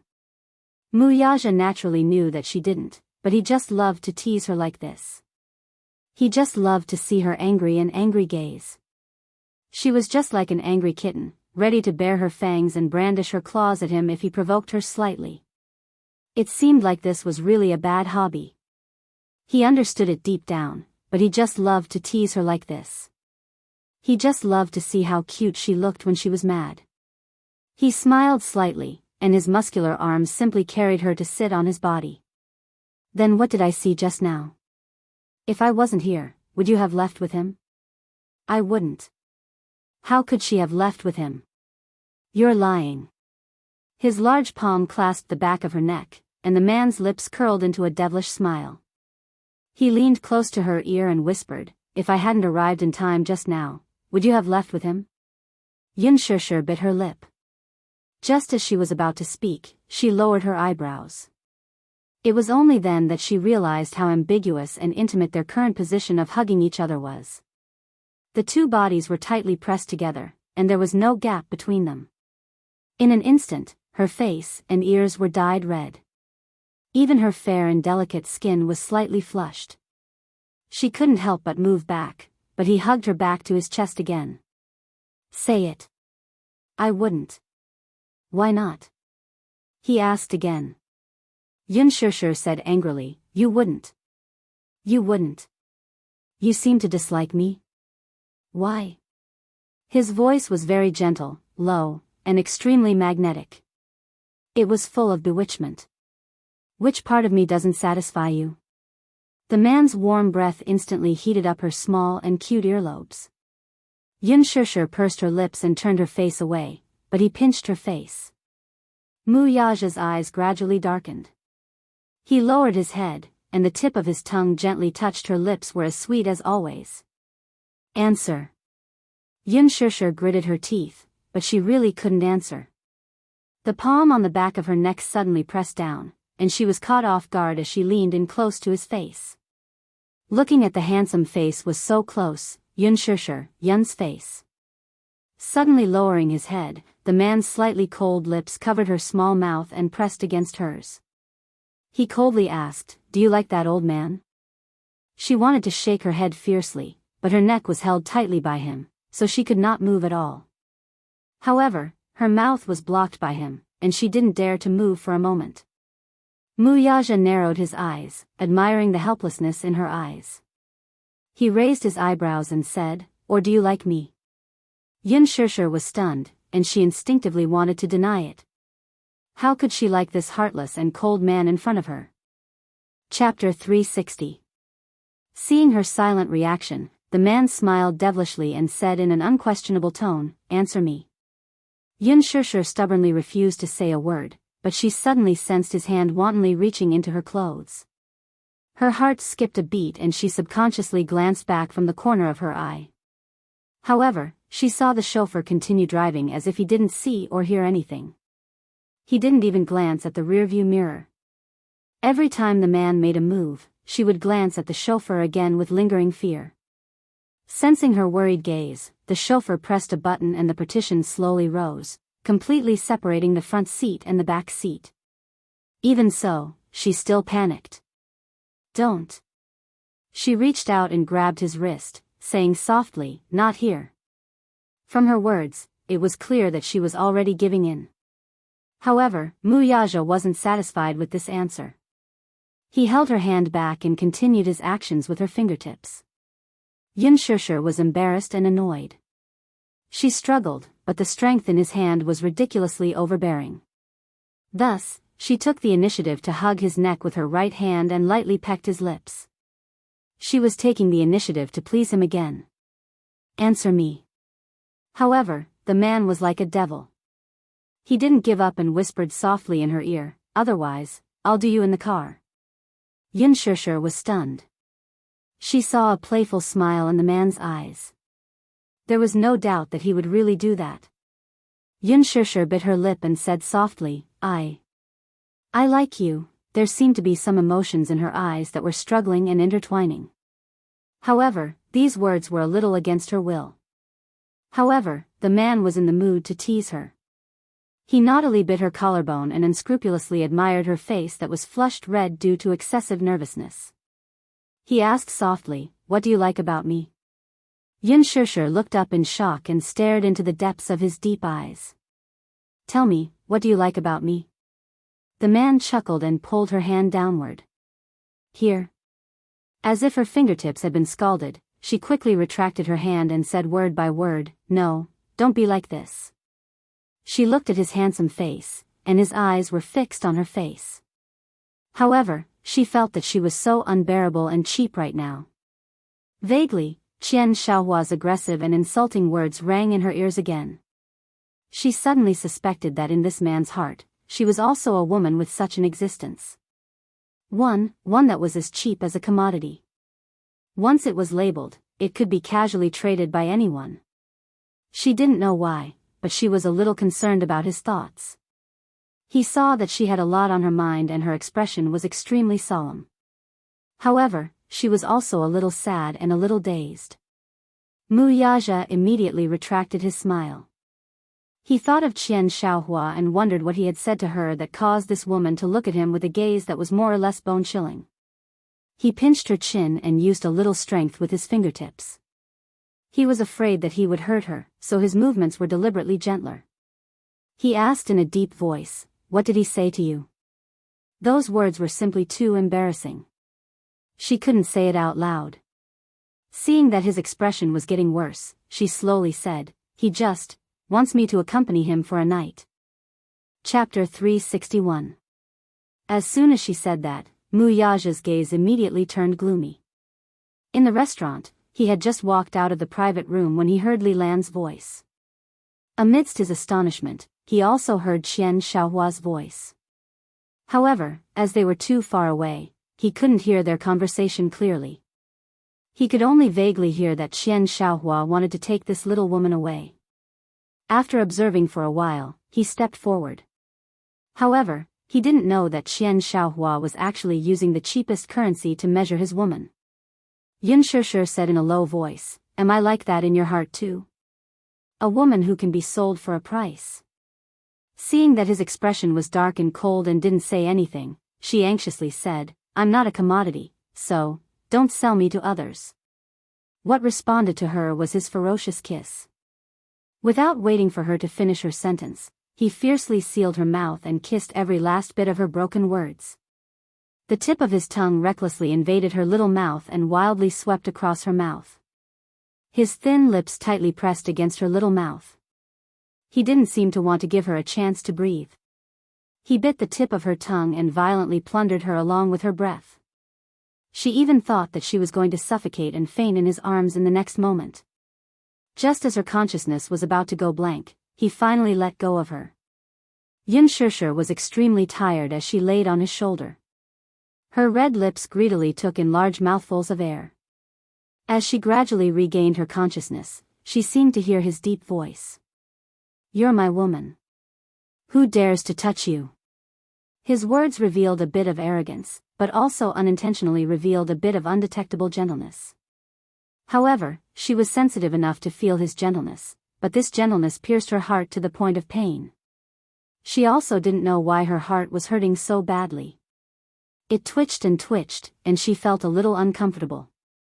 The tip of her nose was also sour. This man's domineering protection made her feel an inexplicable sense of security. In her heart, she actually tasted a little bit of sweetness. This man was indeed domineering, but this feeling of being protected in his arms was very good. Asterisk in the VIP room. In front of the billiard table, a devilishly handsome man gracefully crouched beside the table. The cue in his hand was aimed at the billiard ball. A pair of long, narrow, and soul-stirring eyes flickered with a devilish light. Dong, with a crisp sound of impact, the black 8 ball neatly shot into the hole. Whether it was the angle or the strength, it was impeccable. Gu Jinglian stood up casually, his slender hand gently stroking the cue stick, his lips curling into a playful smile. "Director Yang, why are you just sitting there? You're not moving at all. You should play to your heart's content, shouldn't you?" As he spoke, he smiled and turned around. "Look, I won again." "You have no chance again, hee hee." Everyone looked at his strange and unpredictable smile, disdain and contempt on his cold and elegant face, and they all swallowed with difficulty. Gu Jinglian was smiling, but everyone present felt a chill run down their spines. They were frightened by this man's temperamental mood swings and his mood swings. At the side, in a corner, Yang Shouqing sat on the sofa with a stiff expression. His whole body sank into the sofa, his face pale and his shoulders trembling uncontrollably. Chapter 362. At his feet, there was a corpse lying quietly. Its eyes were terrifyingly wide open. 3 minutes ago, the corpse was still alive. It was one of Yang Shouqing's bodyguards. Now, there was a bleeding hole between his eyebrows. He had offended young Master Gu with one sentence and ended up like this. It was too horrible to look at. Fresh blood flowed onto the floor, filling the room with the thick smell of blood. The temperature of his skin was gradually cooling. The terrifying atmosphere of death enveloped the large room. Qin Zhou looked at Yang Shouqing's ashen face with sympathy and walked to the table to arrange the balls. Ji Lin was playing with a few billiard balls on the side, but he looked as if he was used to this scene. Gu Jinglian slowly sat down on the sofa and lit a cigarette. His slender hand brushed the slightly messy hair on his forehead as he said slowly, "Mr. Yang, why aren't you saying anything? Could it be that Jinglian didn't treat you well enough and you didn't have enough fun?" His body sank into the sofa. Beside him, two sexy girls dressed in sexy and revealing clothes immediately came up to him. Their graceful and exquisite bodies slowly straddled his body, carefully holding his handsome face, and planted a kiss on his lips. Gu Jinglian smiled flirtatiously. His large palms suddenly reached under the woman's skirt and moved up, teasing her body. Yang Shouqing was inexplicably shocked. "No. Young Master Gu, you're being too serious. How's the injury on your hand recovering, Mr. Yang?" Gu Jinglian didn't look at him. He was focused on playing with the woman who kept touching him coquettishly. His tone was chilling. "It's fine now. If Xianxia offended you in any way, tell me. I'll apologize to you on his behalf." Yang Shouqing's face stiffened. He didn't know whether to laugh or cry. Apologize? Asking the head of the Gu family, the most powerful family in the underworld, to apologize to him wasn't just an apology. It was asking for his life. Yang Shouqing was filled with regret at this moment. He didn't expect Gu Xing's brother to be Gu Jinglian of the underworld Gu family. This was incredible. He had offended someone he shouldn't have offended. Previously, he did not know who Gu Xingza was. He only knew that this young man was very arrogant and dared to challenge him. Who was Yang Shouqing? The godfather of Hong Kong's cinema, a legend of his generation. He was the man who dominated the Hong Kong film industry for 20 years. He had been in the entertainment industry for so many years. With his strong background and methods, no one had dared to give him any face. Gu Xingza was the first and only one. After the cocktail party, Qin Zhou had also brought a few of the people in charge of Huanyu to personally apologize. However, Yang Shouqing was proud and arrogant. How could he be appeased so easily? The reason he asked Qin Zhou for Gu Xingza was because he wanted to get Gu Xingza to come over and teach him a lesson. He wanted him to know that the entertainment industry was huge and that he, Yang Shouqing, was a man of his word. Don't think that you can look down on others just because you've been in the industry for 10 years and have been hailed as a heavenly king idol. Even the higher-ups of Huanyu had to give him face. Gu Xingza did not know the immensity of heaven and earth and dared to go against him. However, he didn't expect that Gu Xingza wasn't a simple character.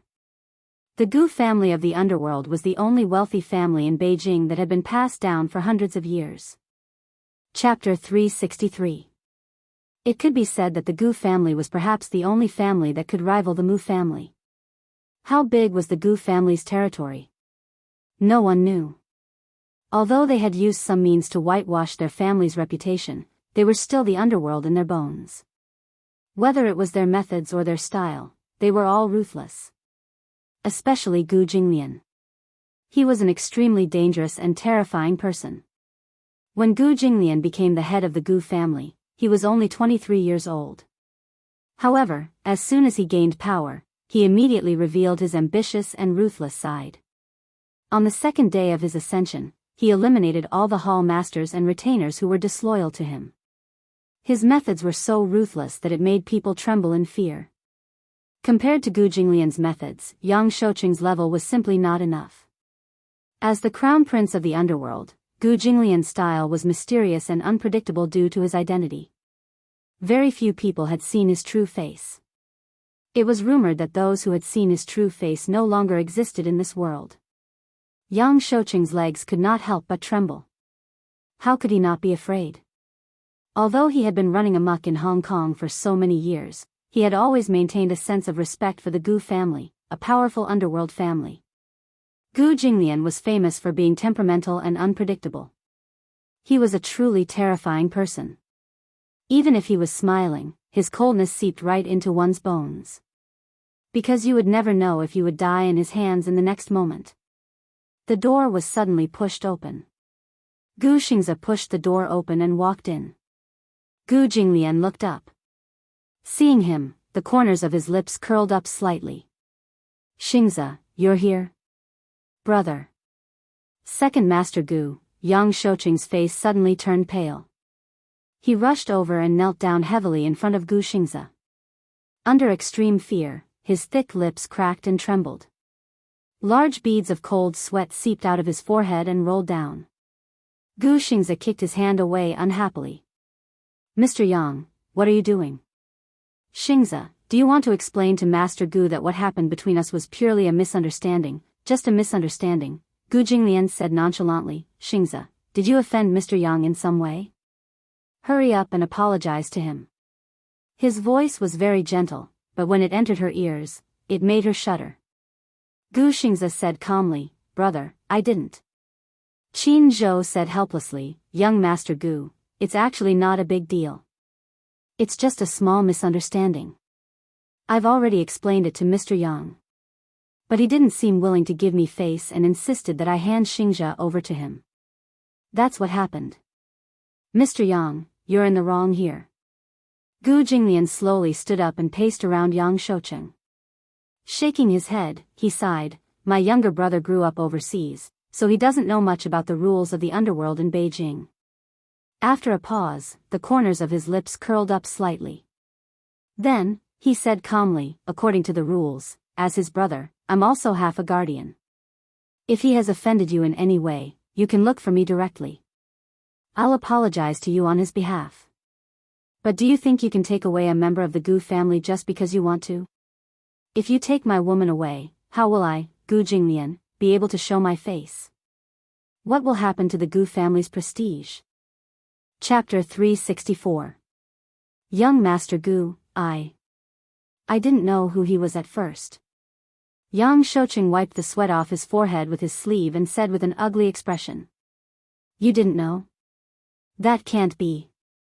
Gu Jinglian leaned elegantly in front of the billiard table. He played with a poker in his hand and said faintly, I think you clearly don't care about me, Gu Jinglian. Yang Shouqing's expression changed. He immediately turned pale with fright and said, Young Master Gu, you've wronged me. I didn't know that Gu Xianxia was the second young master of the Gu family. Gu Jinglian's lips curled into a smile, but his voice was extremely cold. He said, Yang Shouqing, I don't care about how glorious you were in Hong Kong in the past. But since you have one foot in the capital, you should know whose territory the capital is. I know. I always knew, you knew. You knew, but you still dared to mark my territory. Gu Jinglian's gaze swept over. His shiny leather shoes heavily stepped on Yang Shouqing's hand. He said fiercely, Do you know whose name is engraved on the capital's territory? Who do you think you are? You're in the Gu family's territory and you don't know how to follow the rules. Do you think I will tolerate you? Yang Shouqing was in so much pain that his face turned pale. In a moment of confusion, he suddenly realized what Gu Jinglian was referring to. His face turned pale for a moment. I wouldn't dare. Young Master Gu, you've misunderstood. I definitely didn't mean that. Please don't lower yourself to my level. Yang Shouqing nervously grabbed Gu Jinglian's trousers and begged for mercy. But he didn't know that his so-called goodwill had violated Gu Jinglian's taboo. Tsk, Gu Jinglian's thin lips curled slightly and his eyebrows furrowed in disgust. Look, you've dirted my trousers. What should I do? After saying that, he suddenly stretched out his leg and kicked him away. Yang Shoucheng rolled a few times in a sorry state before he slumped against the corner of the table. His nose was bruised and his face was swollen. He was in so much pain that he sucked in a breath of cold air. His eyes couldn't even move. He saw his well-trained subordinates walking over expressionlessly. An incomparably mournful scream was heard. Blood flowed like a river in the private room. Yang Shoucheng cradled his broken arm, his entire face red from the extreme pain. He kept wailing and rolling on the ground in a sorry state. Gu Jinglian glanced at him coldly and turned to leave the room. Qin Zhou and Ji Lin followed suit. Before Gu Xingzi left, he walked up to him and grabbed his neck, warning him coldly, "I'm warning you, don't even think about touching her." The she he was referring to was none other than Yunshishir. However, Yang Shoucheng was in a daze from the pain and could only nod his head randomly. Gu Xingzi felt relieved and left. When he walked out of the room, he took out his phone and saw Yunshishir's message. It was getting late and she should be going back. The car drove all the way back to the villa. Yunshishir looked out of the car window and her gaze suddenly froze. At the main entrance of the villa, there was a landscape stone carved from a huge rock of the origin mountain. The words Yunshan Shi were carved on it. Yunshan Shi was the name of the villa. Chapter 365. Yunshan Shi. What do you think of this name? Yunshan Shi, Yunshishir. There was no need to explain the meaning behind it. She followed the man out of the car, but he pulled her into his embrace with his arm. Her head bumped into his chest. She furrowed her brows in pain, but when she looked up, she saw him smiling teasingly with a hint of playfulness in his eyes. "Didn't you want to send me home?" Yunshishir fumed. "Why are we here?" "I missed you. Accompany me tonight." The man felt a little smug. If Yun Tianyu knew that the boring summer camp at the kindergarten was specially arranged by a certain man, he would surely gnash his teeth in anger. Back at the villa, she began to feel restless and sat motionless on the sofa. She watched the man, who had taken a shower, leisurely walk back and forth in front of her. He was wearing a loose bathrobe and was leisurely wiping his wet hair. Unintentionally, her eyes would involuntarily wander to his slightly exposed chest. She would then turn away with a burning face. Muyaja walked to the wine cabinet and poured himself a glass of vodka. From the corner of his eye, he glanced coldly at the woman, who was still sitting motionlessly on the sofa. She seemed to be afraid of something, or perhaps she was hiding from something. He had been traveling the business world since he was 18 years old. He had to admit that some women were really scheming. Even those shrewd businessmen in the business world had to admit that they were inferior to them. This little woman in front of him, however, was simple and transparent. Her thoughts could be easily seen from her face. How could this little woman hide her thoughts from him? He leisurely sipped his glass of vodka, only to see her still sitting on the same spot like a cushion of needles. Her head was lowered in a daze, and he did not know what was on her mind. Hence, he asked, "Aren't you going to shower?" "Yes, I'll shower later. I'll wait for you in the room." With that, he walked into the bedroom and didn't look at her again. Yunshishir was stunned. She watched the man enter the bedroom but did not move for a long time. After waiting for a while, she thought, he should be asleep, right? Therefore, she looked around and guessed that he must be tired and asleep. Only then did she start to walk around the room. The bedroom was very big. It was connected to the living room, cloakroom, bathroom, study, and even a bar counter. Everything was available. She sat on the sofa for a while before she got up and walked into the bathroom. She took a shower with a messy heart. Before leaving the bathroom, he subconsciously tightened the knot on his bathrobe. In the end, he accidentally tied a dead knot.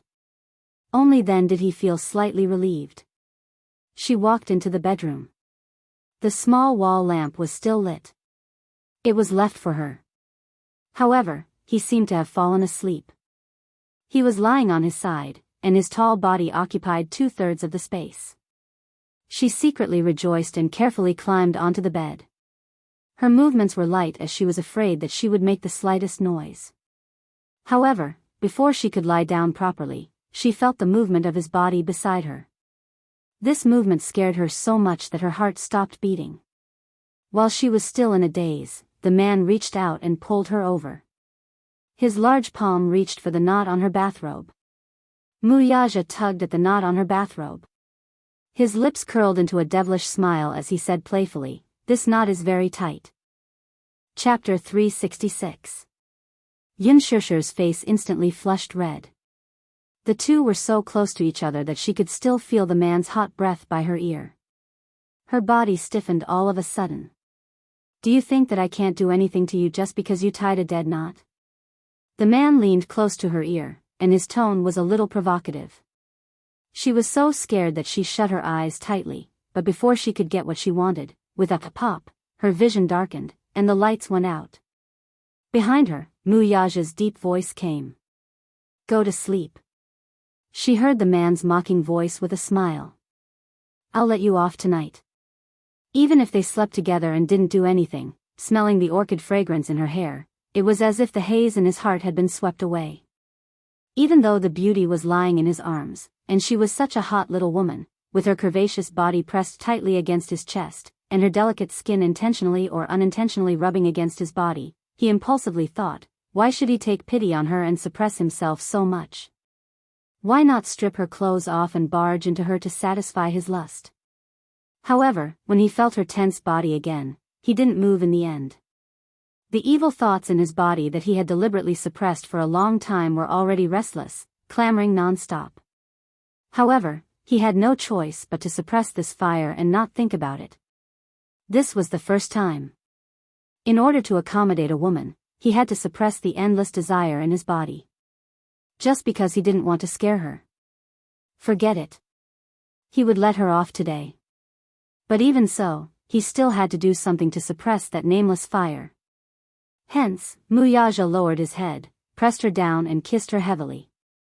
The tip of his tongue greedily hooked her lips, but he stopped there and hugged her tightly in his arms. Only then did he leave it at that. In the morning, when the first ray of sunlight shone through the gap between the heavy curtains, she woke up. To be precise, she didn't sleep well the entire night. The man behind her was indeed asleep, but his arm was still tightly locked in his embrace, confining her domineeringly. Such a possessive action didn't allow her to struggle at all. The distance between them was so close, and his steady breath lingered around the tip of her nose. She was a little absent-minded. Xianxia carefully broke free from his restraints and slowly got off the bed. She walked into the living room and opened the curtains. Outside the window, the sun was already shining brightly. When she passed by the study, she inadvertently caught a glimpse of a huge picture frame hanging on the wall. With some curiosity, she carefully walked in. Her footsteps were light, and she actually felt a little guilty. Hanging on the wall was a family portrait. It was so exquisite that it was framed. In the photo, Mu Sheng was seated at the head of the table. Beside him were Mu Wanru, Jiang Yishan, Mu Liancheng, and the young Wuxia. The photo seemed to have been taken a long time ago, but because it had been carefully stored, it still looked as good as new. Xianxia naturally couldn't recognize the others, but Wuxia could. When he was young, Wuxia didn't have much of a sharp and oppressive aura, but he was still unique among children his age. His handsome features, handsome brows, and cold eyes did not change much from now. He was 90% similar to Yu. Bloodlines were really something incredible. Chapter 367. Just as Xianxia was feeling emotional, her peripheral vision fell on a girl beside Mu Sheng. Her gaze changed slightly, and for a moment, her emotions were in turmoil. That girl's face was very familiar, as if she had seen her somewhere before. Her eyebrows, eyes, and even that pair of eyes seemed to be familiar. She felt a strong sense of déjà vu, familiar. Extremely familiar. However, her childhood memories were too hazy, and she could not remember much of them. According to psychology, if one's memories were too dark, one would selectively forget them and be unwilling to recall them. Too many memories of his childhood were dark and gloomy. Subconsciously, Yuanshishir chose to seal them away and was unwilling to look back on them. Therefore, those memories were too distant, and she had already sealed them away. For a moment, she could not remember where she had seen this girl before. Feeling a little vexed, Yuanshishir's gaze fell on the picture frame on the study table, and her eyes could not help but become as gentle as water. She picked up the small picture frame and saw Xiao Yichen standing in a dashing military uniform. His handsome face was in high spirits, and he was in high spirits. In contrast to the sickly Yun Tianyu, Xiao Yichen was full of vitality. His every movement seemed to have inherited his father's imposing and high-spirited manner. However, he also inherited Mu Yaja's cold and mature temperament, so it was inevitable that he would be difficult to get close to. This photo was taken a year ago when he was training in the special training camp. The uniform was tailor-made, and it was very fitting. Xiao Yichen's physique was very strong. His shoulders were broad, and his waist was narrow. He had the perfect golden ratio. Despite his young age, he looked very dashing in the military uniform. Yuanshishir picked up the picture frame and looked at Xiao Yichen's face, which seemed to be carved from the same mold as Yu Yu's. Her fingertips slowly caressed the pair of eyebrows in the picture, and her heart ached a little. The two little fellows were so alike. Yuanshishir pursed her lips. She used to miss this child all the time. Blood was connected to the heart, and blood was thicker than water. It was not something that could be cut off by distance. The day after tomorrow was the 1st of June. Children's Day was also the birthday of these two little guys. It was as if he was personally giving the little fellow a gift. Yuanshishir thought longingly in her heart. Immersed in her thoughts, she did not notice the footsteps behind her. It was not until a pair of arms wrapped around her body that she suddenly came back to her senses. Turning her head, she saw Mu Yaja's Jun Yan, who had just woken up. The man's chin gently rested on her shoulder. As he had just woken up not long ago, his body was not as fierce as before, and his eyes were not as sharp. Instead, there was a kind of exhaustion and decadence. His messy hair slightly covered his eyelids, but it unexpectedly made him look unreasonably sexy. This man was so stylish even when he was dispirited. No wonder so many women flocked to him. What are you looking at? Oh, photos. Mu Yaja took the photo from her hand and glanced at it. This was taken last year. Huh. The little fellow is much taller than last year. How tall is he now? Yuanshishir asked eagerly. She was eager to fill in more information about Xiao Yichen, 140 centimeters. That tall? Yuanshishir was a little surprised. He's much taller than Yu Yu. Chapter 368. Mu Yaja lowered his head to look at her. With a smile, he asked, How tall is Yu Yu? About 120 centimeters. Like this. Yuanshishir made a rough comparison. His height was around her waist. This was the result of a physical examination at the kindergarten a month ago. Yun Tianyou's height was considered taller than other children his age. The average height of a boy his age was around 110 centimeters. However, in a way, Yu Yu's growth could not keep up with his age. Mu Yaja was nearly 1.9 meters tall, while she was 1.69 meters tall. However, for some reason, Yun Tianyou's growth seemed to be slower than other children of the same age. Compared to Xiao Yichen, however, the difference in height was obvious. Does he take calcium tablets? Yes, he takes them every day, but his growth can't keep up. The mention of Yu Yu's health was undoubtedly a sore point for her. I asked the doctor about it. It might have something to do with him being born prematurely. Most premature babies have stunted growth. When he was born, his body was very weak. Initially, the doctor said that the child's condition was terrible. His heart was congenitally deficient, and his spleen and stomach were not functioning well. He even said that he would not live past the age of 3. At that time, I was on tenterhooks every day, afraid that I couldn't save him. Mu Yaja's handsome brows furrowed slightly. He did not know that Yuntinyo's health was so bad. He only knew that the child was almost lost. He thought that this woman had hidden the child for her own selfish reasons and used a groundless excuse to cover up her crime. He even thought that the child would be as healthy as Xiao Yichen. Later, when they met at the hospital and learned from the doctor that his health was not good, he was surprised and stunned, but more than that, he felt sorry for him.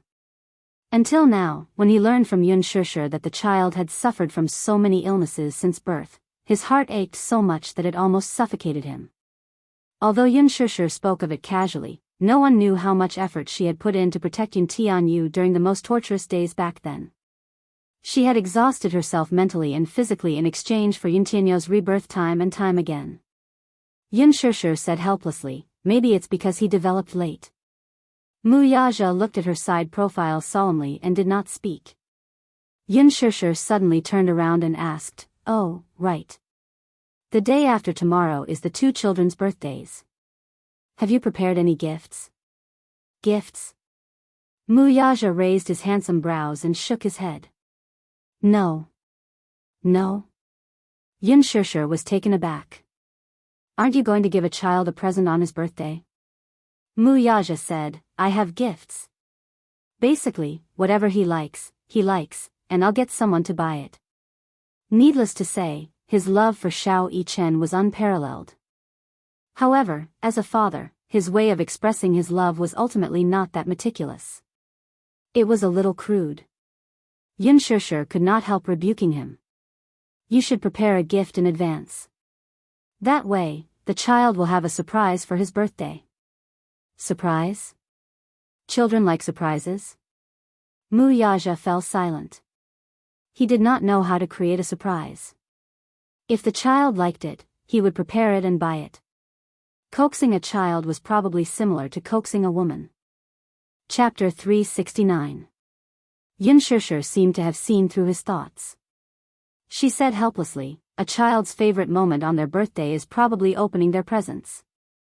Nothing can replace that kind of anticipation. I don't know what to prepare. Are you free this afternoon?" "Yes." Yun Shishir hesitated for a moment before she suggested, "Are you willing to accompany me to the mall? Coincidentally, I also want to prepare a birthday present for you." Mu Yaja nodded without hesitation. Yun Shishir couldn't help but feel a little excited. She clearly knew that this man was usually very busy.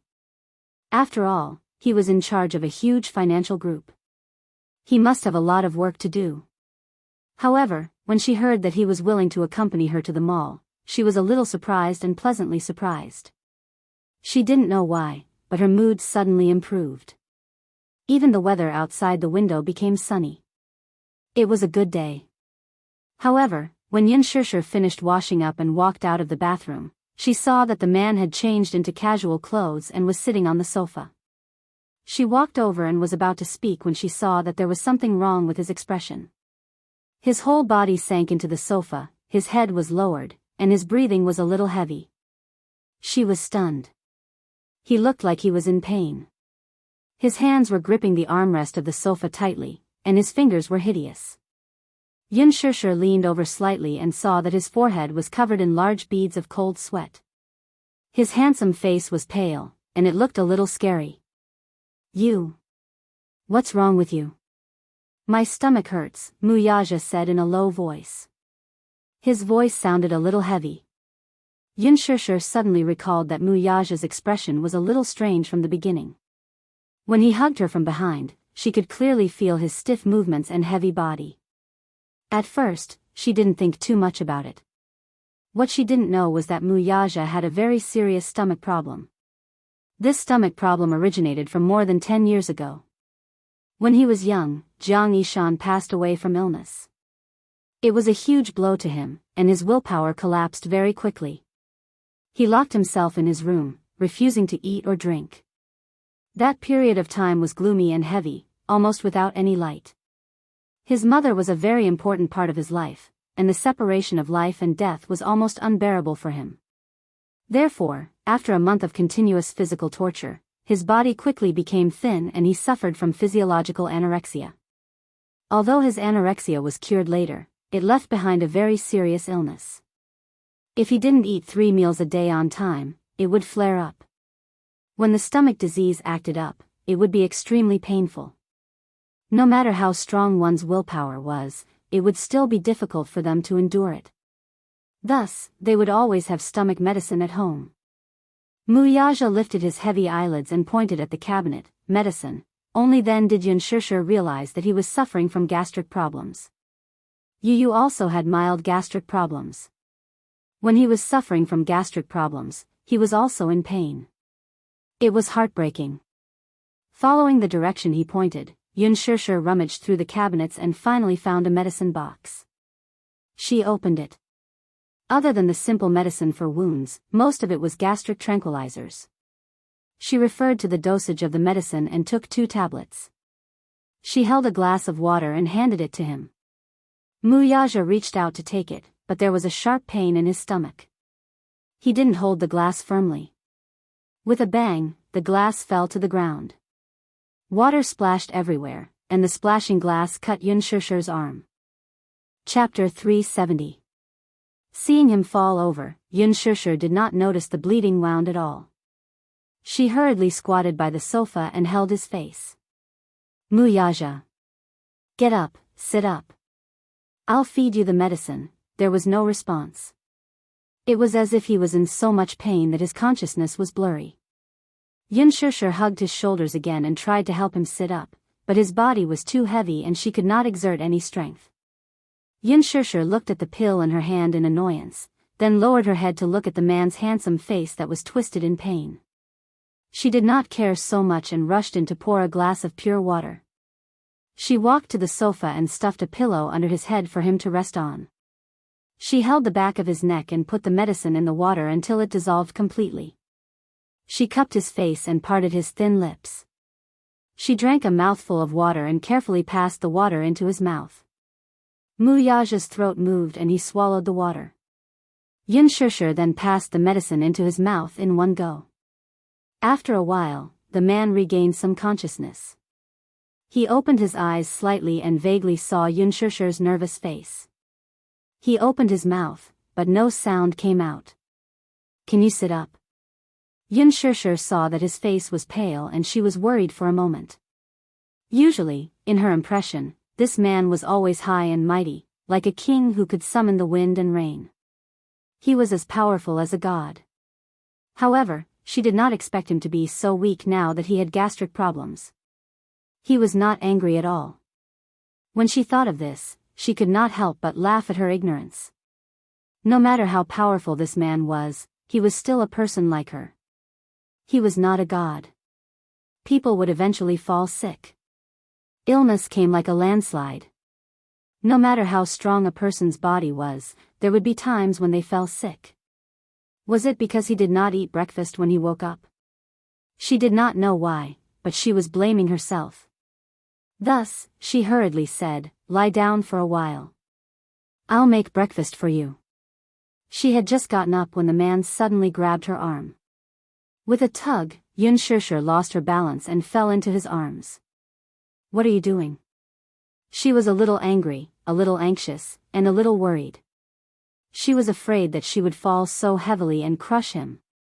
Wuxia held her neck with one hand and his other hand slowly caressed her lips. There was a trace of dark sharpness in his eyes. "Where are you going?" "I'm making breakfast for you. You have gastric problems. It must be because you don't eat 3 meals regularly." Xianxia replied. She wanted to get up again, but the man held her in his arms. But this time, his arm was firmly locked onto her waist, not giving her any chance to escape. "You. What are you doing?" she asked in annoyance. She frowned and was slightly annoyed. Her tone was coquettish, and her eyes revealed helplessness and embarrassment. Wuxia lowered his head and looked at her. He could see the angry expression on her face. Seeing him staring at her with a deep gaze, Xianxia was a little stunned. She pursed her red lips and bit her lip gently, looking a little uneasy. However, such a small action, in his eyes, had an inexplicable charm and shyness. It was even seductive. The way she bit her lip was so cute that his body, which was originally tense because of his illness, started to heat up. Chapter 371. Thus, he said, I'm not eating breakfast. I want to eat you. When Xianxia heard this, her face stiffened and she said dejectedly, Hey, I really lost to you. Your stomach is acting up, why are you still so restless? Not only is my stomach acting up, my lovesickness is also acting up, don't you know? How long had it been since he had touched this woman? He couldn't remember the number of times. He only knew that his body was constantly clamoring, wanting to possess her, penetrate her, and even wanted to integrate her into his bones and blood. How long had it been since he had tasted that feeling? He missed it so much. He missed it so much that even though his stomach was acting up, the desire in his body was constantly stirring. He was like a youthful and ignorant youth who had tasted the forbidden fruit for the first time, wanting more. Xianxia was a little annoyed as she rebuked, Wuxia, are you a scoundrel? Your body is already like this, and you still. Halfway through her words, she couldn't continue no matter what and only felt ashamed. Her tender and white face was stained with a blush of shyness. She lowered her eyes and wished she could dig a hole in the ground right now to bury her burning face. She might as well just bury it. Wuxia saw the shyness on her face and felt that it was a little interesting, but also a little funny. He boasted that he wasn't a man whose lower body was swayed by his emotions. He was different from those second-generation hedonistic sons who liked to play with women. When it came to women, he had always had self-control, and even had misophobia. But this woman was simply a charming and fragrant evil concubine. What she had was the ability to make men obsessed with her. Even if it was in ancient times, no matter how wise the king was, he would probably be like King Yu of Zhou for Baosi. In order to win a beauty's smile, he would use the beacon fire to play with the feudal lords. He wrapped his arms around her neck and brought her face closer. A pair of handsome eyes slowly swept over her face for a long time, allowing his face to be immersed in her hair, unscrupulously smelling the freshness and charm of her hair. At the same time, because of this suppression, his body was tense to the point that it was almost painful. The man slowly opened his sharp eyes and met that jade-like face again. Suddenly, he asked coldly, do you think that having sex with me is a shameful thing? Her face was slightly hot, but she didn't make a sound, as if she didn't agree or disagree. The man smiled and said faintly, woman, do you know, scientists say that an adult's normal routine should be 3 to 4 times a week. Xianxia saw him suddenly speaking and she was a little unable to react. Then, the man asked further, think about it. How long has it been since I touched you? Don't tell me, normal needs? Xianxia was inexplicably at a loss for words. He said it so righteously and she couldn't refute him, but she felt that there was something wrong with his logic. Wuxia played with a strand of her hair, twirling it around his finger and playing with it. His breath was like orchids. I only have you as my woman. I have my needs. If you don't let me touch you, who else should I touch? Moreover, you're a woman and I'm a man. Is this kind of love between a man and a woman shameful in your eyes? Xianxia thought for a moment and suddenly said with a red face, you obviously have a fiancé. The man's handsome face raised a trace of inexplicable meaning. His eyes were like torches as his long and narrow eyes narrowed slightly, with a hint of deep meaning. So, this was what she cared about? Chapter 372. Jealous that he had a woman in name but not in reality by his side? Xianxia felt a little uncomfortable being stared at by him and wanted to brush it off. Let's not talk about it anymore. Does your stomach still hurt? Are you jealous? No. You clearly are. If you're jealous, then let me tell you, you don't have to think too much. Wuxia hugged her waist and pulled her towards him. He turned his body slightly and pressed her under his body. He pinched her chin and covered her lips with his. He sealed her lips with a gentle kiss. After a simple and charming kiss, he looked at her and smiled. You only need to know that my body wants you. I don't have any feelings for other women. As he spoke, He grabbed her hand that she didn't know how to move and guided it downwards until her fingertips touched that mysterious territory. Through the material of his clothes, she could vaguely feel that arrogant posture. Thus, her face became even hotter, as if blood was about to drip out. "What about you? Don't you want me?" The man was so gentle beside her ear that his warm breath curled around her earlobe, burning her ears and neck. This woman's body seemed to be extremely sensitive. Even a gentle touch would make her blush, not to mention his advances. Her entire body was burning. "You," Xianxia said angrily. "That's enough." Wuxia didn't give her a chance to refute and blocked her mouth with a sentence. "I only want you. I don't have any feelings for other women." Xianxia blushed at his words again.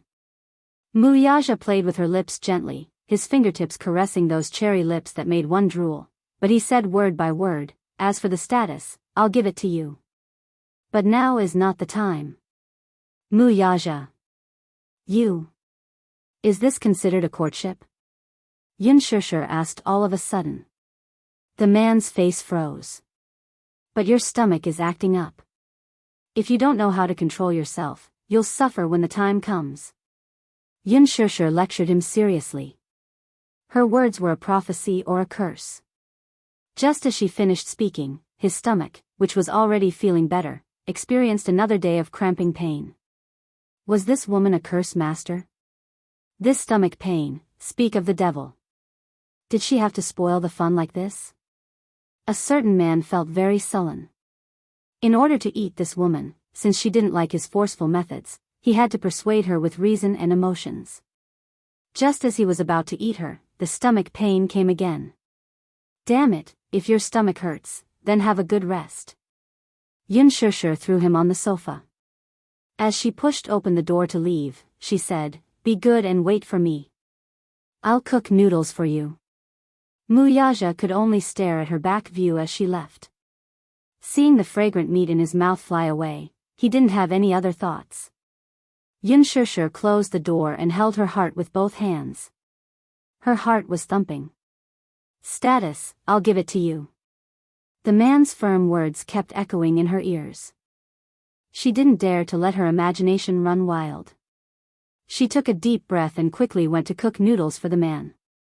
Chapter 373. The noodles were specially cooked so that they would break in the mouth and be easily digested. When she presented the noodles to the man, Wuxia's unsatisfied and cold face, coupled with the hot noodles, seemed to be a sharp contrast. Unsatisfied, how unsatisfied was he? "I don't want to eat noodles, I want to eat, shut up and eat the noodles," Xianxia said with a red face. "Is it wrong for me to want to eat meat?" Wuxia took the bowl and said that deliberately. His expression looked innocent, but there was a hint of teasing in his eyes. He was skirting the boundaries, which was considered flirting. Although he couldn't touch her physically, he could still flirt verbally. Thus, Wuxia's mood improved a little as he enjoyed her embarrassed face. Then, he finished the entire bowl of noodles, not leaving a single bit behind. When he finished the whole bowl of noodles, the stomachache seemed to have dissipated by a lot. The car drove slowly into the shopping center.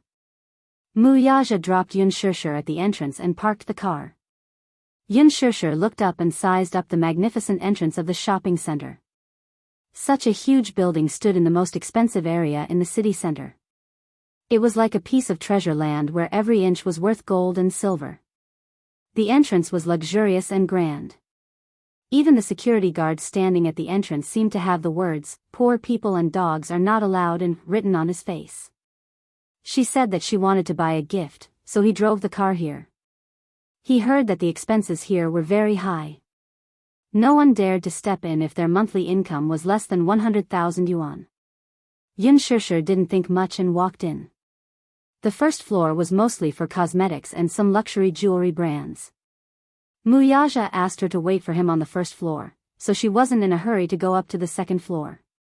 Instead, she browsed through the jewelry counters. She wasn't buying, she was just looking. While she was strolling, she suddenly heard a strange yet familiar voice. "Xianxia?" Xianxia was a little surprised. She looked up and saw that the person walking towards her was her work colleague, Han Xiaoxiao. This Han Xiaoxiao was considered a flower in the office. Not only did she have a hot body, but her facial features were also very beautiful. Before Yunshishi's arrival, she had always been like a fish in water in the office. After all, most of the employees in that company were men, and single women were few and far between. Hence, as one of the better-looking single women, Han Xiaoxiao was naturally in high demand and was considered to be the one who could summon the wind and rain. But after Yunshishi entered that company, everything changed. Yunshishi was gentle and easy to get along with. Not only was she kind and charitable, but she was also different from Han Xiaoxiao in that she would often help her female colleagues. Hence, Yunshishi completely stole her limelight. Han Xiaoxiao was extremely jealous of Yunshishi. Therefore, she often ostracized her. Now that Yunshishi left the department, Han Xiaoxiao returned to the throne of a princess. There were still many people in the company who surrounded her. A while ago, she developed a private relationship with her superior. She hooked up with such a person, so naturally, she was promoted to the deputy manager of the public relations department. It was the time when she was in the limelight. As a result, Han Xiaoxiao could be said to be very different from the past. She was much more liberal with her spending and often went to some high-end consumer places. Chapter 374. If it wasn't for her good looks, it would be degrading for her to wear cheap clothes all day long. What made her even more jealous, though, was that she did not know what ability Yunshishi had to be able to make those cheap clothes look fashionable. Could it be that with a good face, one could look classy in any clothes? Shishi, long time no see. It's such a coincidence to meet you here. Han Xiaoxiao swayed her hips as she walked forward. Her movements were flirtatious. I haven't heard much about you recently. Did you find another job after leaving the company? Yunshishi did not have a good impression of her. Not only did she ostracize her, but this woman's behavior in the company was no different from a green tea girl. Therefore, her attitude was not very enthusiastic. I found one. Seeing that she was so cold, Han Xiaoxiao did not get angry. Instead, she leaned closer to her. In the past, Yunshishi was always praised as a goddess in the company. However, it was different now. She had hooked up with a big shot. Her status and identity were not what it used to be. Therefore, she wanted to use this rare encounter to show off and show off. Why are you so cold? Are you in a bad mood? Why don't I treat you to a cup of coffee? It's at Blue Mountain Coffee on the 3rd floor. Blue Mountain Coffee was not cheap. It's okay. I'm waiting for someone, Yunshishi said calmly as she browsed casually at Tiffany's counter. Han Xiaoxiao saw that she was looking at jewelry and stuck close to her like a piece of plaster. She smiled and said, Tiffany's jewelry is a world-class designer in America. It's not cheap. I just bought one yesterday. It's a little expensive, but everyone said it looked good when they wore it. Yunshishi only lowered her head to look at it casually and ignored her. This woman was so talkative. She was annoyed with her. If it wasn't because she was waiting for someone, she would have gone upstairs to get rid of her. When the salesperson at the Tiffany's counter saw that Yunshishi was only looking at her without saying a word, she could not help but size her up. She noticed that she was wearing unbranded clothes and looked very poor just by looking at her. Therefore, he thought that this woman must not have much purchasing power. On the contrary, the woman standing next to her was dressed fashionably in branded clothes. She looked rich and respectable. The salesperson took a closer look and saw Han Xiaoxiao standing in front of the counter. Her hand was intentionally or unintentionally fiddling with a necklace on her neck. She was slightly shocked and said in astonishment, Wow, beautiful lady, is the necklace you're wearing on your neck the Bulgari series? Han Xiaoxiao's lips curled up. I bought this necklace a while ago. I don't really like it, and it's very cheap. It's only 20,000 yuan for one. Hee, it makes you look especially elegant. However, I have a series that should be more suitable for you. Han Xiaoxiao pretended to be a rich lady and said, Take it out for me to see. The two of them echoed each other and started chatting passionately. Yun Shishir was looking at the price signs. She was speechless when she saw the long string of zeros on the price signs. Then, she saw Han Xiaoxiao chatting with the salesperson. It was obvious that Han Xiaoxiao wanted to show off in front of her. She was a little dispirited and wanted to leave. Wuxia parked his car and went up to the first floor. He saw that she was standing at the jewelry counter and seemed to have nothing to do. He walked over slowly. Have you waited long? Chapter 375. His appearance had attracted Han Xiaoxiao's attention. The handsome man in front of her was tall and slender, especially that exquisite handsome face of his. His every movement exuded a natural aristocratic aura that made her fall in love with him. Who was this man? He looked like he was either rich or respectable. Why was he with Yun Shishir? Han Xiaoxiao's eyesight was outstanding after all. She could tell the brand value of Wuxia from head to toe at a glance. Compared to Yun Shishir, who was wearing cheap clothes, it was a little out of place. Shishir, who is he? Yun Shishir pursed her lips and did not want to bother with her. Wuxia looked at Han Xiaoxiao coldly and lowered his head to ask, "You guys know each other?" "Ex-colleague. We are friends." The two of them spoke at the same time but gave different answers. Han Xiaoxiao's face revealed an awkward smile. "Shishir, why don't you introduce him?" "Her man." Without waiting for Yun Shishir to speak, Wuxia said concisely.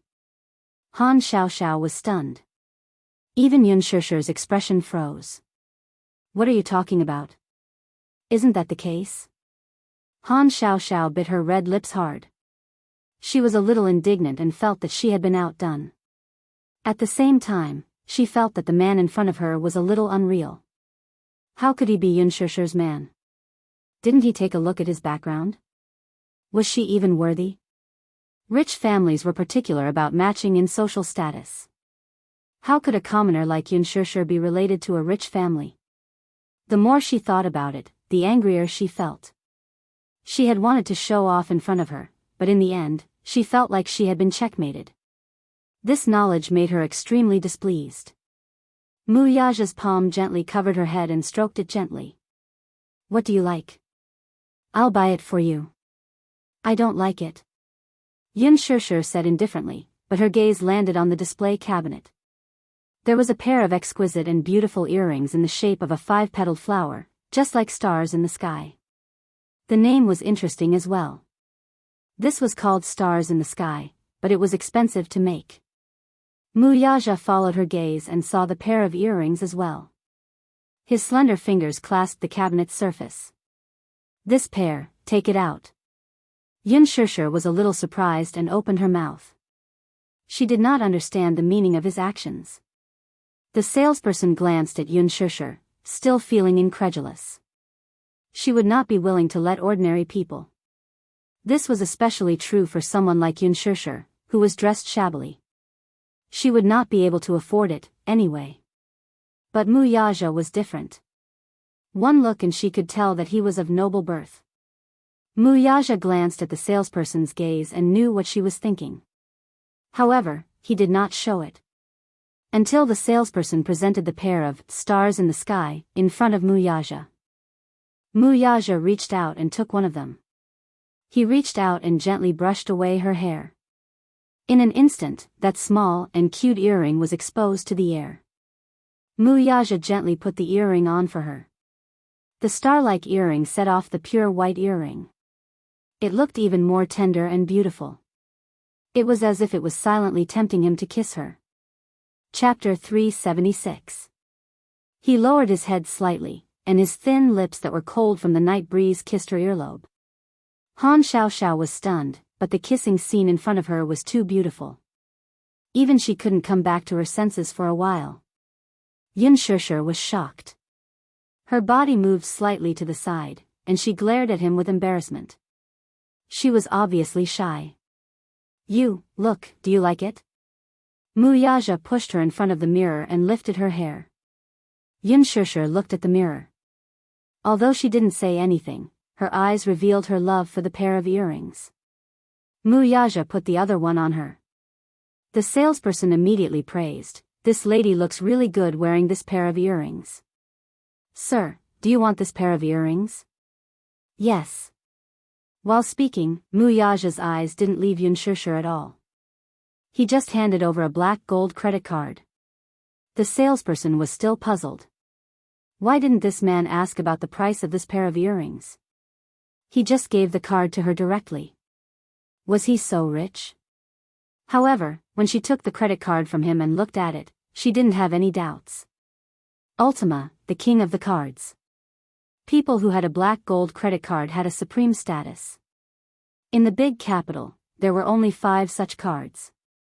Even Han Xiaoxiao couldn't help but be shocked. He was stunned. He was really stunned. One had to know that a black gold credit card wasn't something that ordinary rich people could have. Who was this man? After swiping the card and paying the bill, the salesperson handed the gift box to Mu Yaja. The man hugged Yunshurshu and left. Looking at the 2 leaving figures, Han Xiaoxiao wanted to chase after them. Shurshu, the latter, however, ignored her completely. Han Xiaoxiao was extremely embarrassed. She turned back to the counter and asked the salesperson, "Is that man's card the legendary black gold credit card?" The salesperson's lips twitched, but she said, "I'm sorry, madam. This involves the customer's privacy. Forgive me for not being able to tell you. How much is the earring that the man just bought?" "I want it too." Han Xiaoxiao pretended to be generous as if she was eager to regain her face. "That earring is the only one in the counter at the moment. It's already gone. But I can tell you the price. It's 990,000. 990,000? A pair of earrings cost 990,000? Han Xiaoxiao's expression stiffened. The toy section was on the 5th floor, but when they reached the 3rd floor, Mu Yaja held her in his arms and walked towards the women's clothing section. When they arrived at the Chanel counter, Mu Yaja picked out a few dresses for her. Yunshurshu, Mu Yaja gracefully sat down on the sofa. "Take it." Yunshurshu said, "What do you mean by that?" "To buy clothes for you." Yunshurshu furrowed her brows and said, "I don't want it." Mu Yaja didn't allow her to object. He snapped his fingers, and a few salespeople surrounded Yunshurshu and escorted her into the fitting room. He smiled evilly. Throwing a tantrum in front of him? Didn't she know whose territory this shopping mall was? Yunshurshu's protest came from the fitting room. "All of you, get out. Aya, don't take off my clothes. I'll do it myself, can't I do it myself? All of you, get out." The salespeople were all chased out. Chapter 377. Mu Yaja glanced at it and felt satisfied. He lowered his head and flipped through the magazine again. "Go and change into another one." Yunshurshu changed into a few more outfits. Mu Yaja frowned.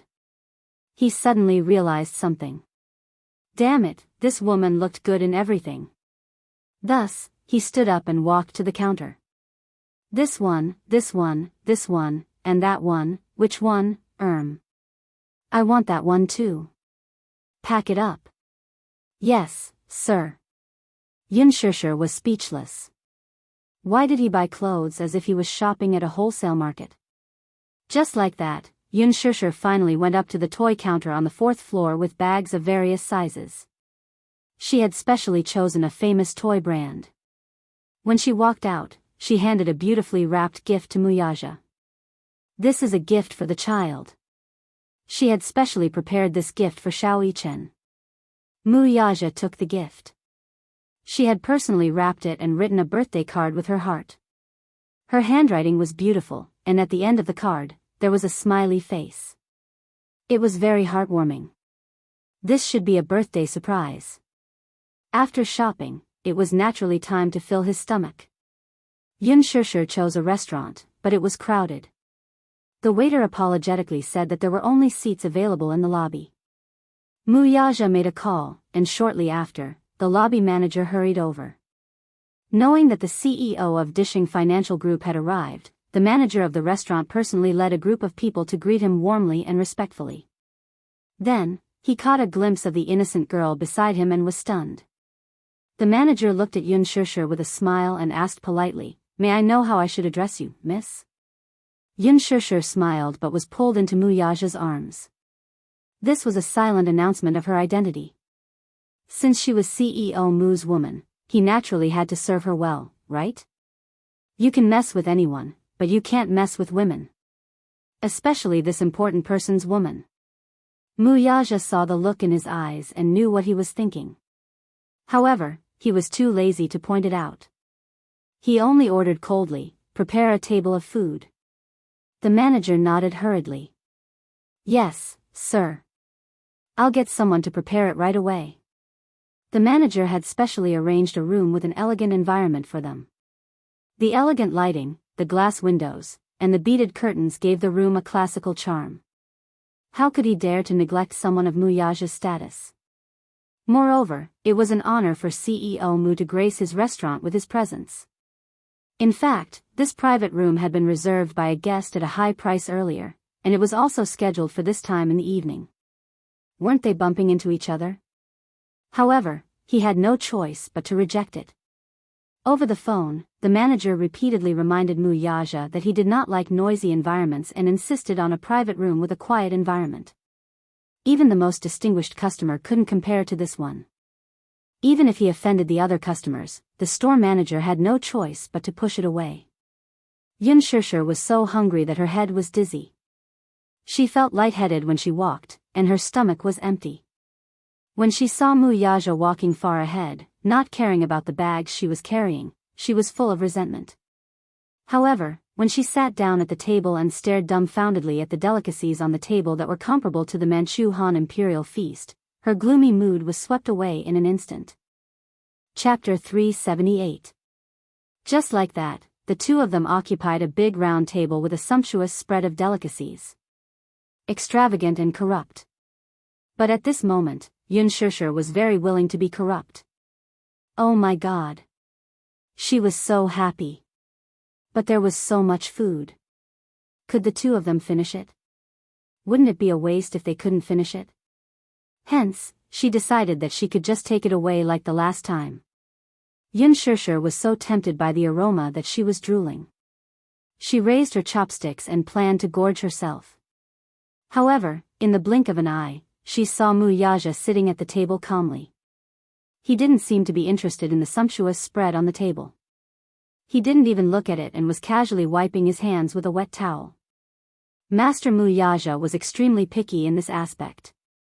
He had been pampered since young and lived a life of luxury.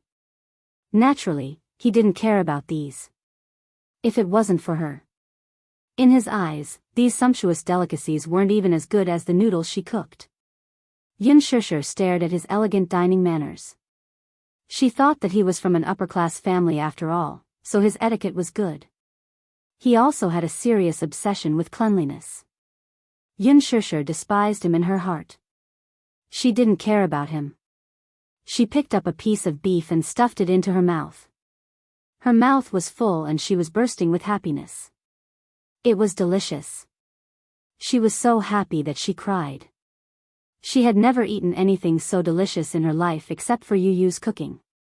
At this moment, there was a sudden sound of footsteps outside the door. Yun Shishir turned her head with some doubts. She vaguely heard a woman's dissatisfied and coquettish voice. "I had already booked the private room earlier.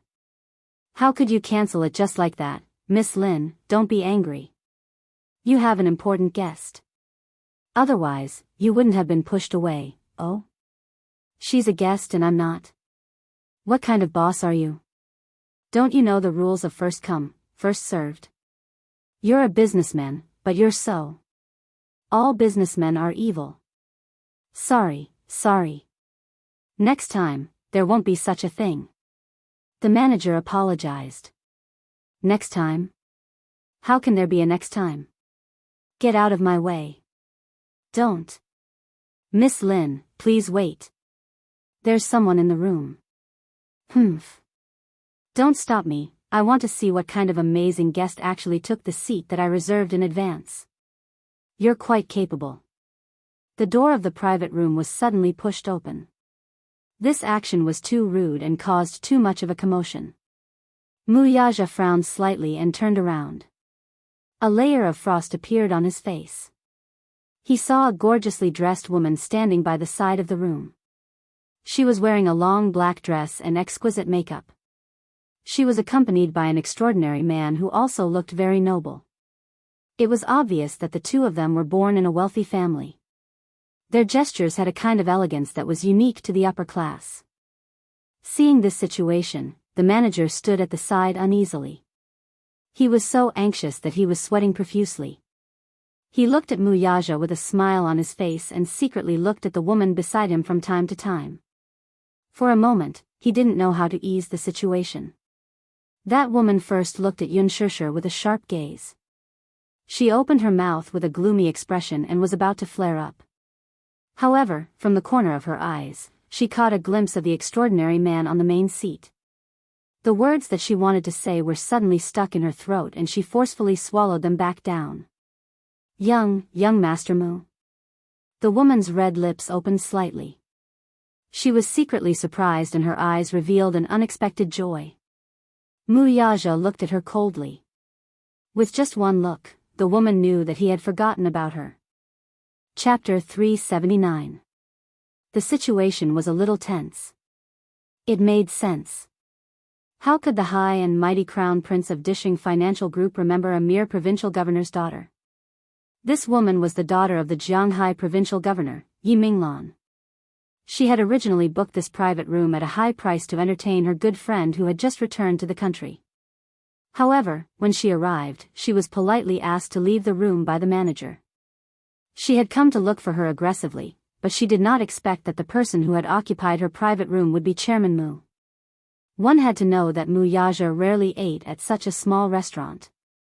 Moreover, in her impression, this man was very busy every day. How could he have the time to be so carefree? Yiminglan was overjoyed to be able to meet him here. However, after being pleasantly surprised, the woman's gaze turned to Xianxia with some suspicion. Who was the little girl sitting next to him? She was dressed like a pure student and looked very well behaved. She did not look like a young lady from any family. She seemed to be a commoner. Yiminglan was a little surprised. For someone like young Master Mu, as long as he wanted, those international supermodels, movie queens, and even upper-class socialites would all fall in love with him. However, this girl had a young face. She looked like she had just graduated from university. However, even though she boasted that she was picky, she had to admit that this young girl in front of her was unbelievably good-looking. Her skin was fair, her eyes were bright, her lips were red, and her teeth were white. Even without makeup, she was already very charming. If such a lovely girl were to be thrown into her circle, many men would fight over her. Xianxia felt uncomfortable being stared at by her. She looked up and felt a burning gaze on her. She followed the gaze and saw the man beside the woman staring at her. Rather than saying that he was sizing her up, it was more accurate to say that his gaze looked as if he wanted to skin her alive. The man was tall and handsome. He was dressed casually, but he exuded an aristocratic aura. His status had always been either rich or noble. When their gazes met, Xianxia subconsciously turned her face away. She was instantly disgusted by these two people who had suddenly barged in. Yiminglan smiled brightly and asked in a sweet voice, "Master Mu, do you still remember me? My father is Yi Qicheng, and he should have some friendship with you." "Oh, right. If you don't mind, let's sit at the same table. Look, at this time, there aren't any private rooms in the restaurant that are empty." The private room that I originally booked has also been. She spoke very tactfully, but she did not lose her sense of propriety as she politely made a suggestion. Wuxia remained calm and collected. He neither nodded nor refused, as if he had tacitly agreed. Yiminglan was a little overwhelmed by the favor. She tentatively took a step forward. Seeing that his face was still calm, her heart finally calmed down. Her eyes immediately lit up with joy as she entered the private room with the man. Wuxia did not have much of an impression of Yiminglan. They were not familiar with each other and did not interact much with each other. However, her father, Yi Qicheng, was someone who had close contact with him. Based on this point, he could not reject Yi Minglan. Yun Shishir was a little unhappy and did not want to eat at the same table as the two of them. She did not like these two people. Especially that woman. Her gaze just now was as if she wanted to cut her into pieces. Chapter 380. She had to admit that she was a little upset. What made her even more upset was that he had allowed them to sit at the same table. Upset. But what could she do? She could not chase him away. She did not have the right to do so. She was just freeloading. She picked up her chopsticks but lost her appetite. Yi Minglan sat down and smiled. Young Master Mu, let me introduce you. This is the eldest son of the Li group, Li Qingze. Then, she smiled and turned to the man beside her. Qingze, I've mentioned this to you before. He's the famous CEO of Dishing Financial Group and a legendary figure in Beijing, Mu Yaja. We all call him Young Master Mu. As he spoke, he completely ignored Yun Shishir at the side. Yun Shishir was also happy to have some peace. Young Master Mu, I've heard a lot about you. Li Qingze smiled and nodded. He stood up slightly and extended his hand politely. Mu Yaja glanced coldly at his outstretched hand, but his expression did not change. Li Qingze's hand froze in midair. He could neither extend it nor retract it.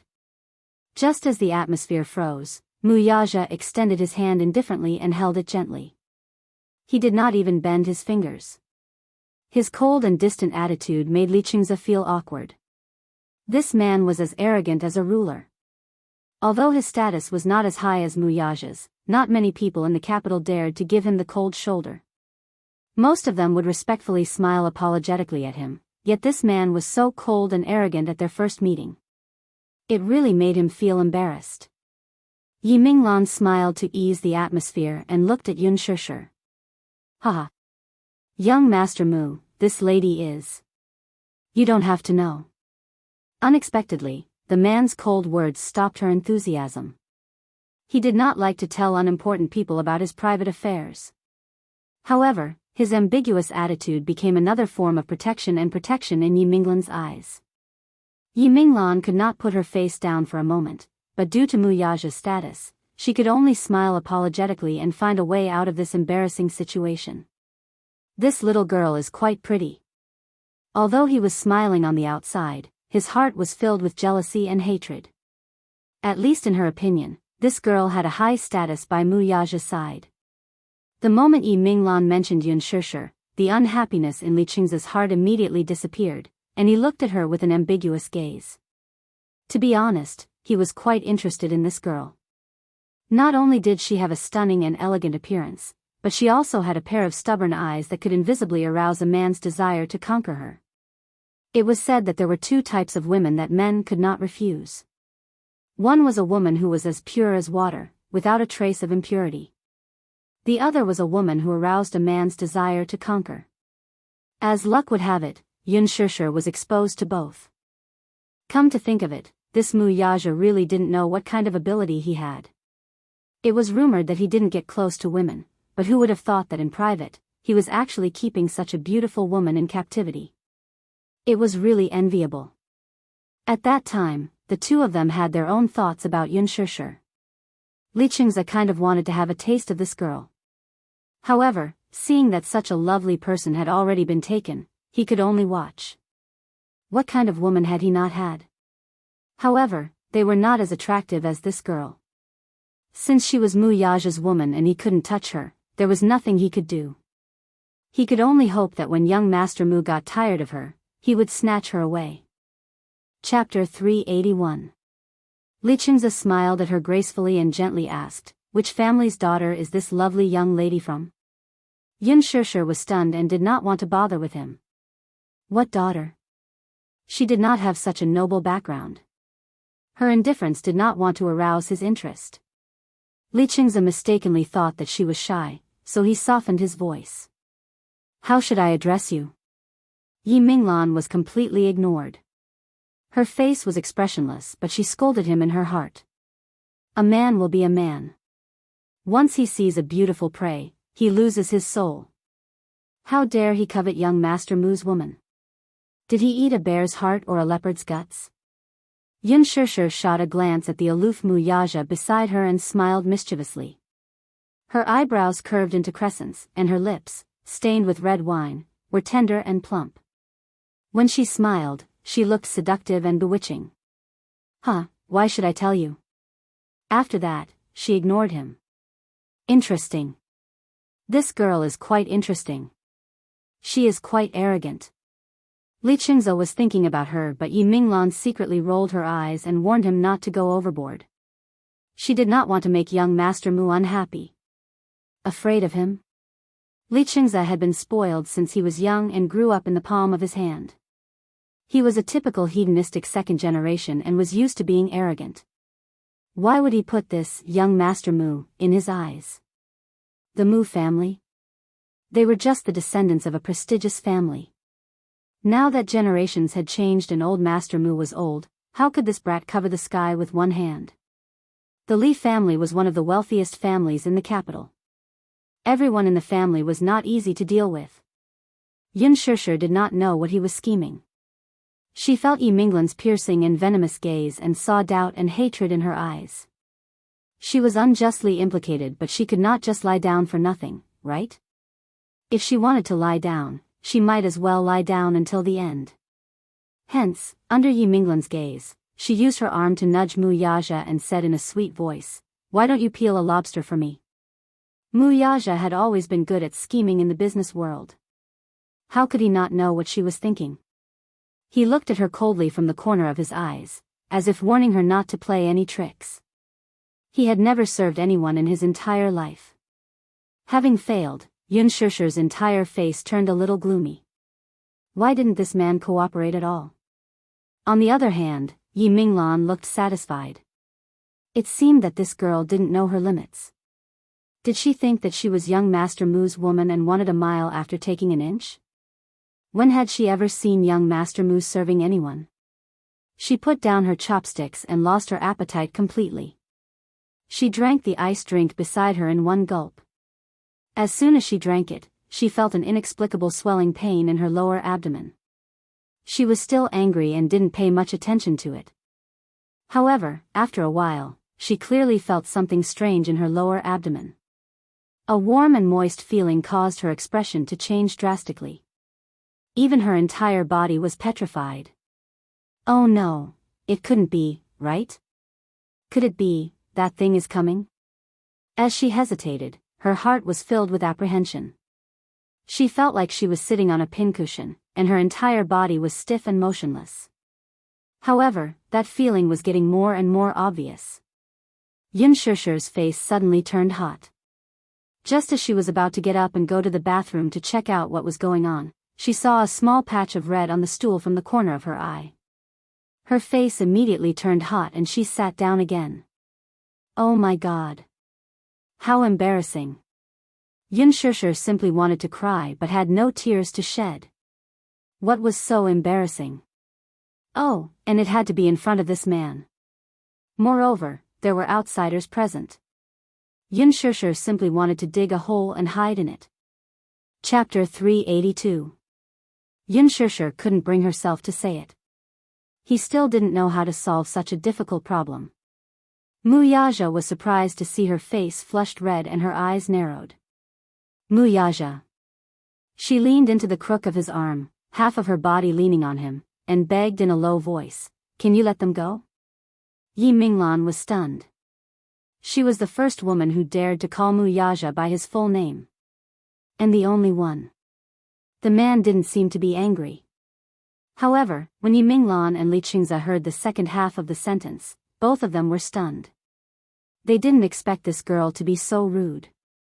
What they did not expect, however, was for Mu Yaja to look at them coldly the moment they finished speaking. Although he did not say anything, his cold gaze seemed to be ordering them to leave. Yi Minglan was embarrassed. When had she ever been humiliated like this? Even so, she had to smooth things over for herself.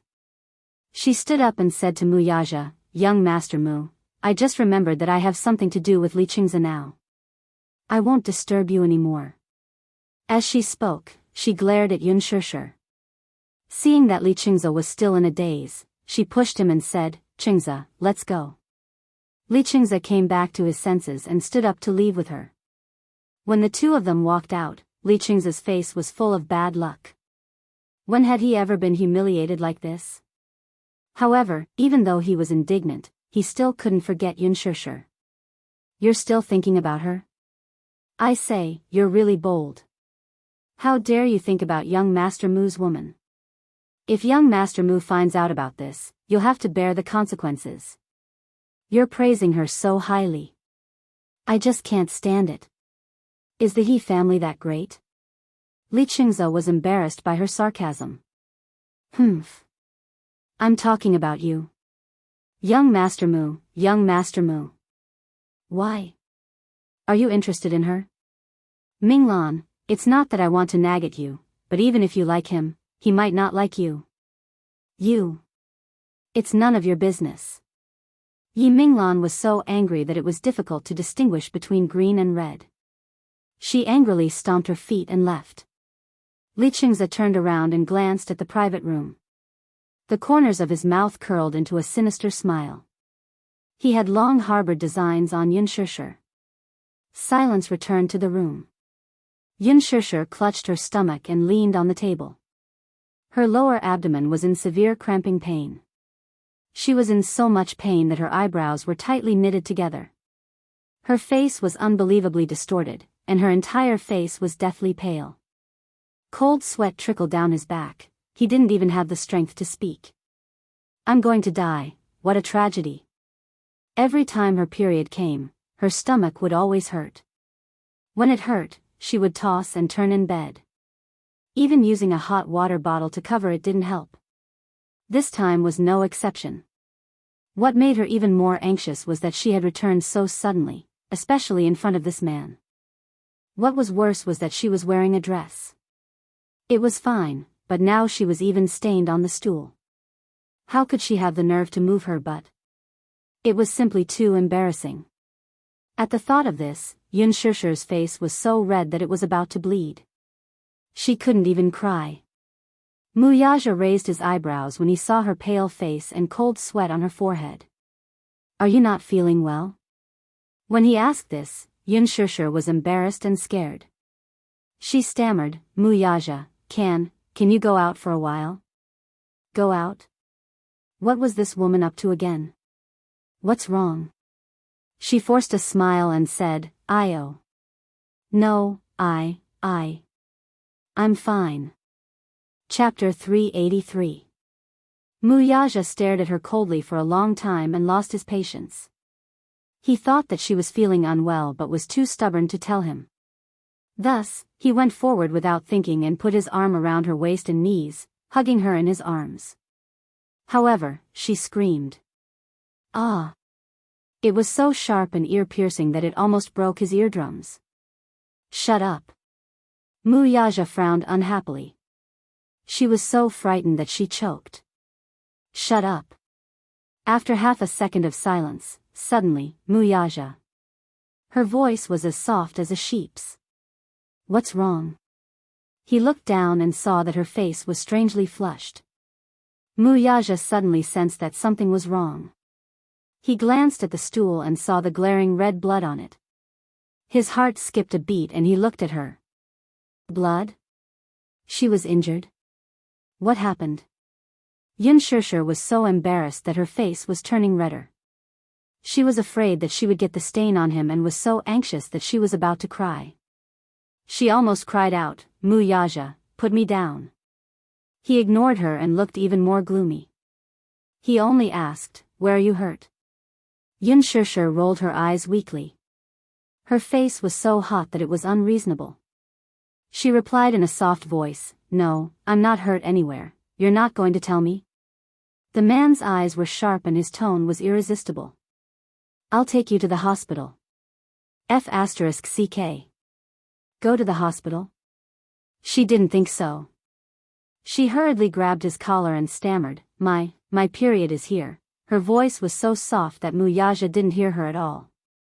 Seeing that the man was still holding her and walking out of the door, Yun Shishir was so angry that she collapsed.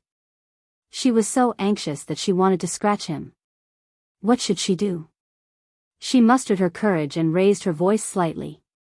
Wuxia, my period is here today.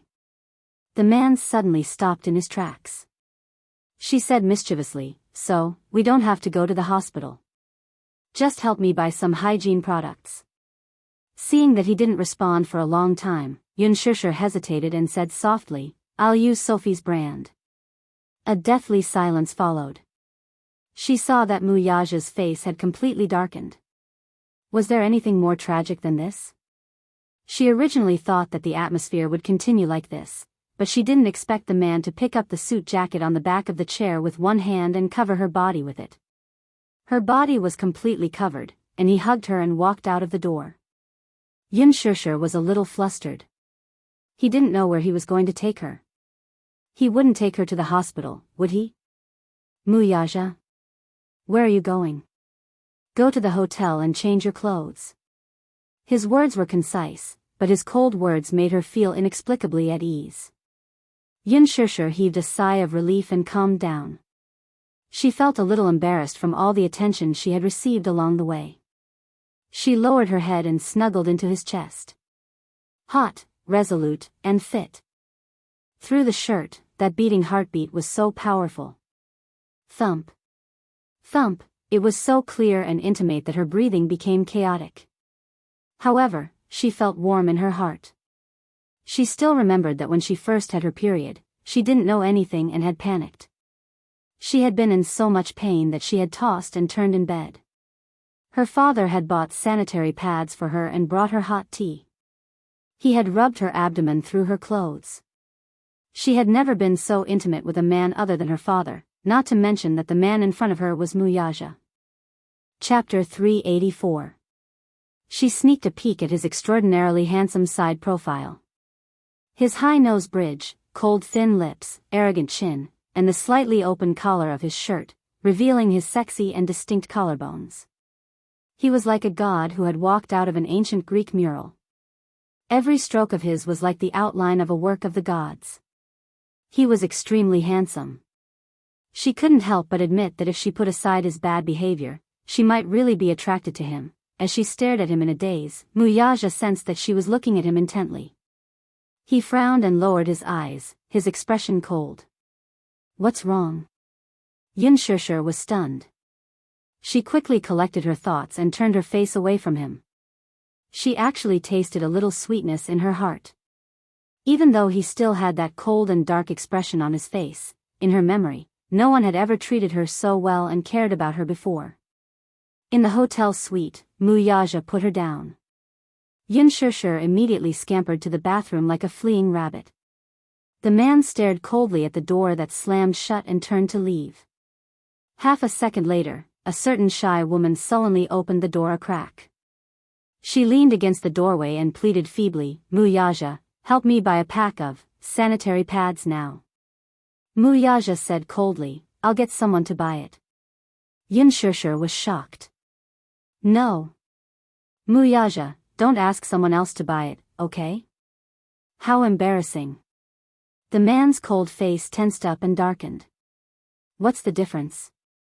She was speechless. Yes, there was no difference. It was just that when she thought of those chauffeurs around him and how they were all burly men, she felt awkward. But she couldn't bring herself to say it, so she pouted and threw a tantrum. I don't care. If you don't buy it, I won't use it. Woman, don't be willful. Xianxia whined pitifully, Wuxia. The man's face turned cold. He ignored her, but he didn't say a word. He turned around resolutely. She was so angry that she frowned. This man was too heartless. He wouldn't abandon her like this, would he? 5 minutes later, when this proud son of a famous family in the capital, a man of great fame in the business world, stood in the column of women's products, when the man's elegant and slender hand picked up the small, cute, and delicate Sophie sanitary pads, the people in the supermarket looked at him in surprise. Colorful gazes sized him up, scrutinizing him. Wuxia tightened his grip on the bag as the blood and chi in his chest churned. His cold gaze swept over, and his icy gaze caused the temperature of the entire place to plummet. Below zero, what were his thoughts? In any case, it was worse than being shot. He didn't know much about these things, so he bought a bunch of them day and night. At the checkout, the cashier stared blankly at the pink and blue sanitary pads in front of her. The cute pink and blue contrasted sharply with the man's stiff face. Oh my God, how much did he need to buy so many? It was enough to use for a few years. However, when she caught a glimpse of the beautifully packaged cotton women's underwear, her eyes widened. Could he be a pervert? Looking at the well-dressed and handsome man in front of her, she couldn't imagine it. Wuxia stuck his hands in his pants and felt the strange gaze from the cashier. He glanced at her coldly. The cashier obediently lowered her head and didn't dare to take another look. She braced herself and wrapped them up properly. When she saw the man leave, her back was covered in cold sweat. Oh my God, what a terrifying aura. Chapter 385. Xianxia was waiting anxiously in the bathroom when she heard a commotion outside, followed by a light knock on the bathroom door.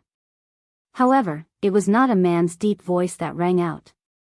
Miss Yun, I'm here to deliver something to you on the CEO's orders. The one who spoke was a gentle female voice. When Xianxia opened the door, she was greeted by the room manager in her uniform. Her face instantly turned red when she saw the huge supermarket shopping bag in her hand. Did you buy these? No, these are all from CEO Mu. Miss Yun, CEO Mu treats you so well. Which man would be willing to buy these things himself? Xianxia's heart warmed at her words. She took the bag from her and inspected it carefully. She did not know whether to laugh or cry. So many? Don't you know that these things have a shelf life? As she rummaged through the bag, she found a pair of exquisite cotton underwear. She blushed when she realized that her underwear was dirty. She did not expect him to be so considerate. Where is he? The woman smiled. Are you asking about CEO Mu? There's a board meeting coming up. I'm afraid it'll be late, so he asked you to rest first. Although it was a board meeting, it was actually a car race in the mountains to calm down. Oh, he's so busy. Xianxia took a shower and changed before taking a taxi home. She lay on the soft king-sized bed and rolled around contentedly. She suddenly thought of something and sat in front of the vanity mirror. Looking at the pair of small and cute earrings, her lips curled up slightly. She touched the earrings contentedly and turned off the lights to sleep. That night, Xianxia slept peacefully. The next day, Xianxia rushed to the company early in the morning. She had taken a day off yesterday, so when she returned to the training class, she felt that the atmosphere was different. She did not know why, but all the trainees in the class were very polite to her. Jianghu, especially, wanted to avoid her whenever she saw her. This was good, too. At least, she could have some peace. In the evening, Xianxia reached home. The moment she opened the door, the warm light in the living room enveloped her. I'm back. Xianxia was setting the table when he heard the door open. He rubbed his hands and walked to the entrance. You're back. Is mommy back? Tianyu poked his head out of the kitchen. Seeing that it was her, he immediately jumped into her embrace and gave her a big kiss. Smack. A kiss was printed on her cheek. Little Munchkin smiled sweetly. Mommy, welcome home. Xianxia hugged him. Little Munchkin was wearing a cartoon apron and his face was covered in flour. He must have prepared dinner for her. The long-lost warmth filled her heart. Xianxia pouted and said, one isn't enough. Give me another baby. Moi. Switching to the other cheek, he generously gave her another sweet kiss. The mother and son were in a mess at the entrance. How was the summer camp? Is it fun? Xianxia asked as she rubbed his head. He pouted. It's not fun at all. It's boring. The summer camp organized by the kindergarten was mostly parent-child activities. It was undoubtedly very interesting for children of the same age, but for Tianyu, it was childish. Then, He asked nervously, "Mommy, you're home early today? Is work going well?" "It's going well." Chapter 386. Little Munchkin asked with an innocent smile on his face. However, in his heart, he was plotting something. If he found out who bullied his mommy, he would definitely not let them off easily. Xianxia did not know what the little lad was thinking as she smiled and replied, "No, I didn't." "Xianxia, quickly sit down. Yu has prepared dinner for you." Xianxia immediately took her bag, took her coat, and hung it on the hanger. In the afternoon, Yu took a small purse and said that he was going to the supermarket to buy some ingredients. He was surprised and worried about the little lad going out alone, so he followed him to the supermarket. Who knew that he would be taken aback when he followed him? Just as he stepped into the vegetables section of the supermarket, Yu rushed into the crowd with a basket of vegetables in hand. His figure agilely maneuvered among the haggling voices as if he was familiar with the process. He was very particular about buying, picking, and matching the meat and vegetables.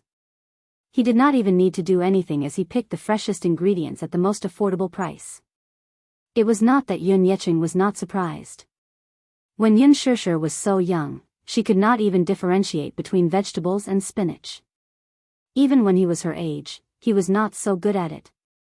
The little lad, on the other hand, seemed to be very familiar with the process as he could distinguish all the dishes clearly. What surprised him even more was that the little lad was very meticulous in picking the vegetables. The vegetables he picked were fresh and green in color, without any damage or holes. When he bought the meat, he even knew how to carefully smell it to ensure that the meat was pure and had no stench. He even gently pressed it with his finger. Xianxia, who was standing at the side, could not help feeling curious. When he asked about it, he heard the little lad saying, "First, smell the meat and then press it to see if it's elastic and glossy. If it's slaughtered after death, then the meat will be dark red in color and there will be purplish-red blood stasis in the blood vessels. Eating it will make you sick." Xianxia was dumbfounded. The fish must have dense and complete scales, bright and clear eyes, plump and slightly protruding cheeks, and bright red cheeks. Otherwise, it wouldn't be fresh. Little Munchkin grabbed a fish and explained seriously. Xianxia was thoroughly convinced. Seeing his father's dumbfounded look, Tianyu thought to himself that he had never seen him haggling with those aunties at the market before. That level of haggling was simply a tyrant. Now that his living conditions were better, he was too lazy to bargain, but he was especially picky about the freshness of the ingredients. After buying the ingredients and returning home, he put on an apron and brought a small stool over. Washing and selecting the vegetables, Zhang Xian's movements were practiced. Slicing and dicing the meat into shreds, his knife skills weren't as superb as those of a five-star chef. However, with a single cut, the meat slices were even and thin, and the shreds were well-proportioned and beautiful. After stir-frying, the meat slices were extremely flavorful. Xianxia wanted to help at first, but the little lad chased him to the side. He then stared blankly at the bustling scene in the kitchen. In less than 2 hours, a sumptuous feast was prepared. Out of curiosity, Xianxia snuck a taste of the opium fish. The meat was tender and delicious, and the taste was neither salty nor bland. Although it was a home-cooked dish, its standard was not inferior to that of a five-star hotel. Xianxia was completely petrified and felt like crying. He was so touched that he wanted to cry.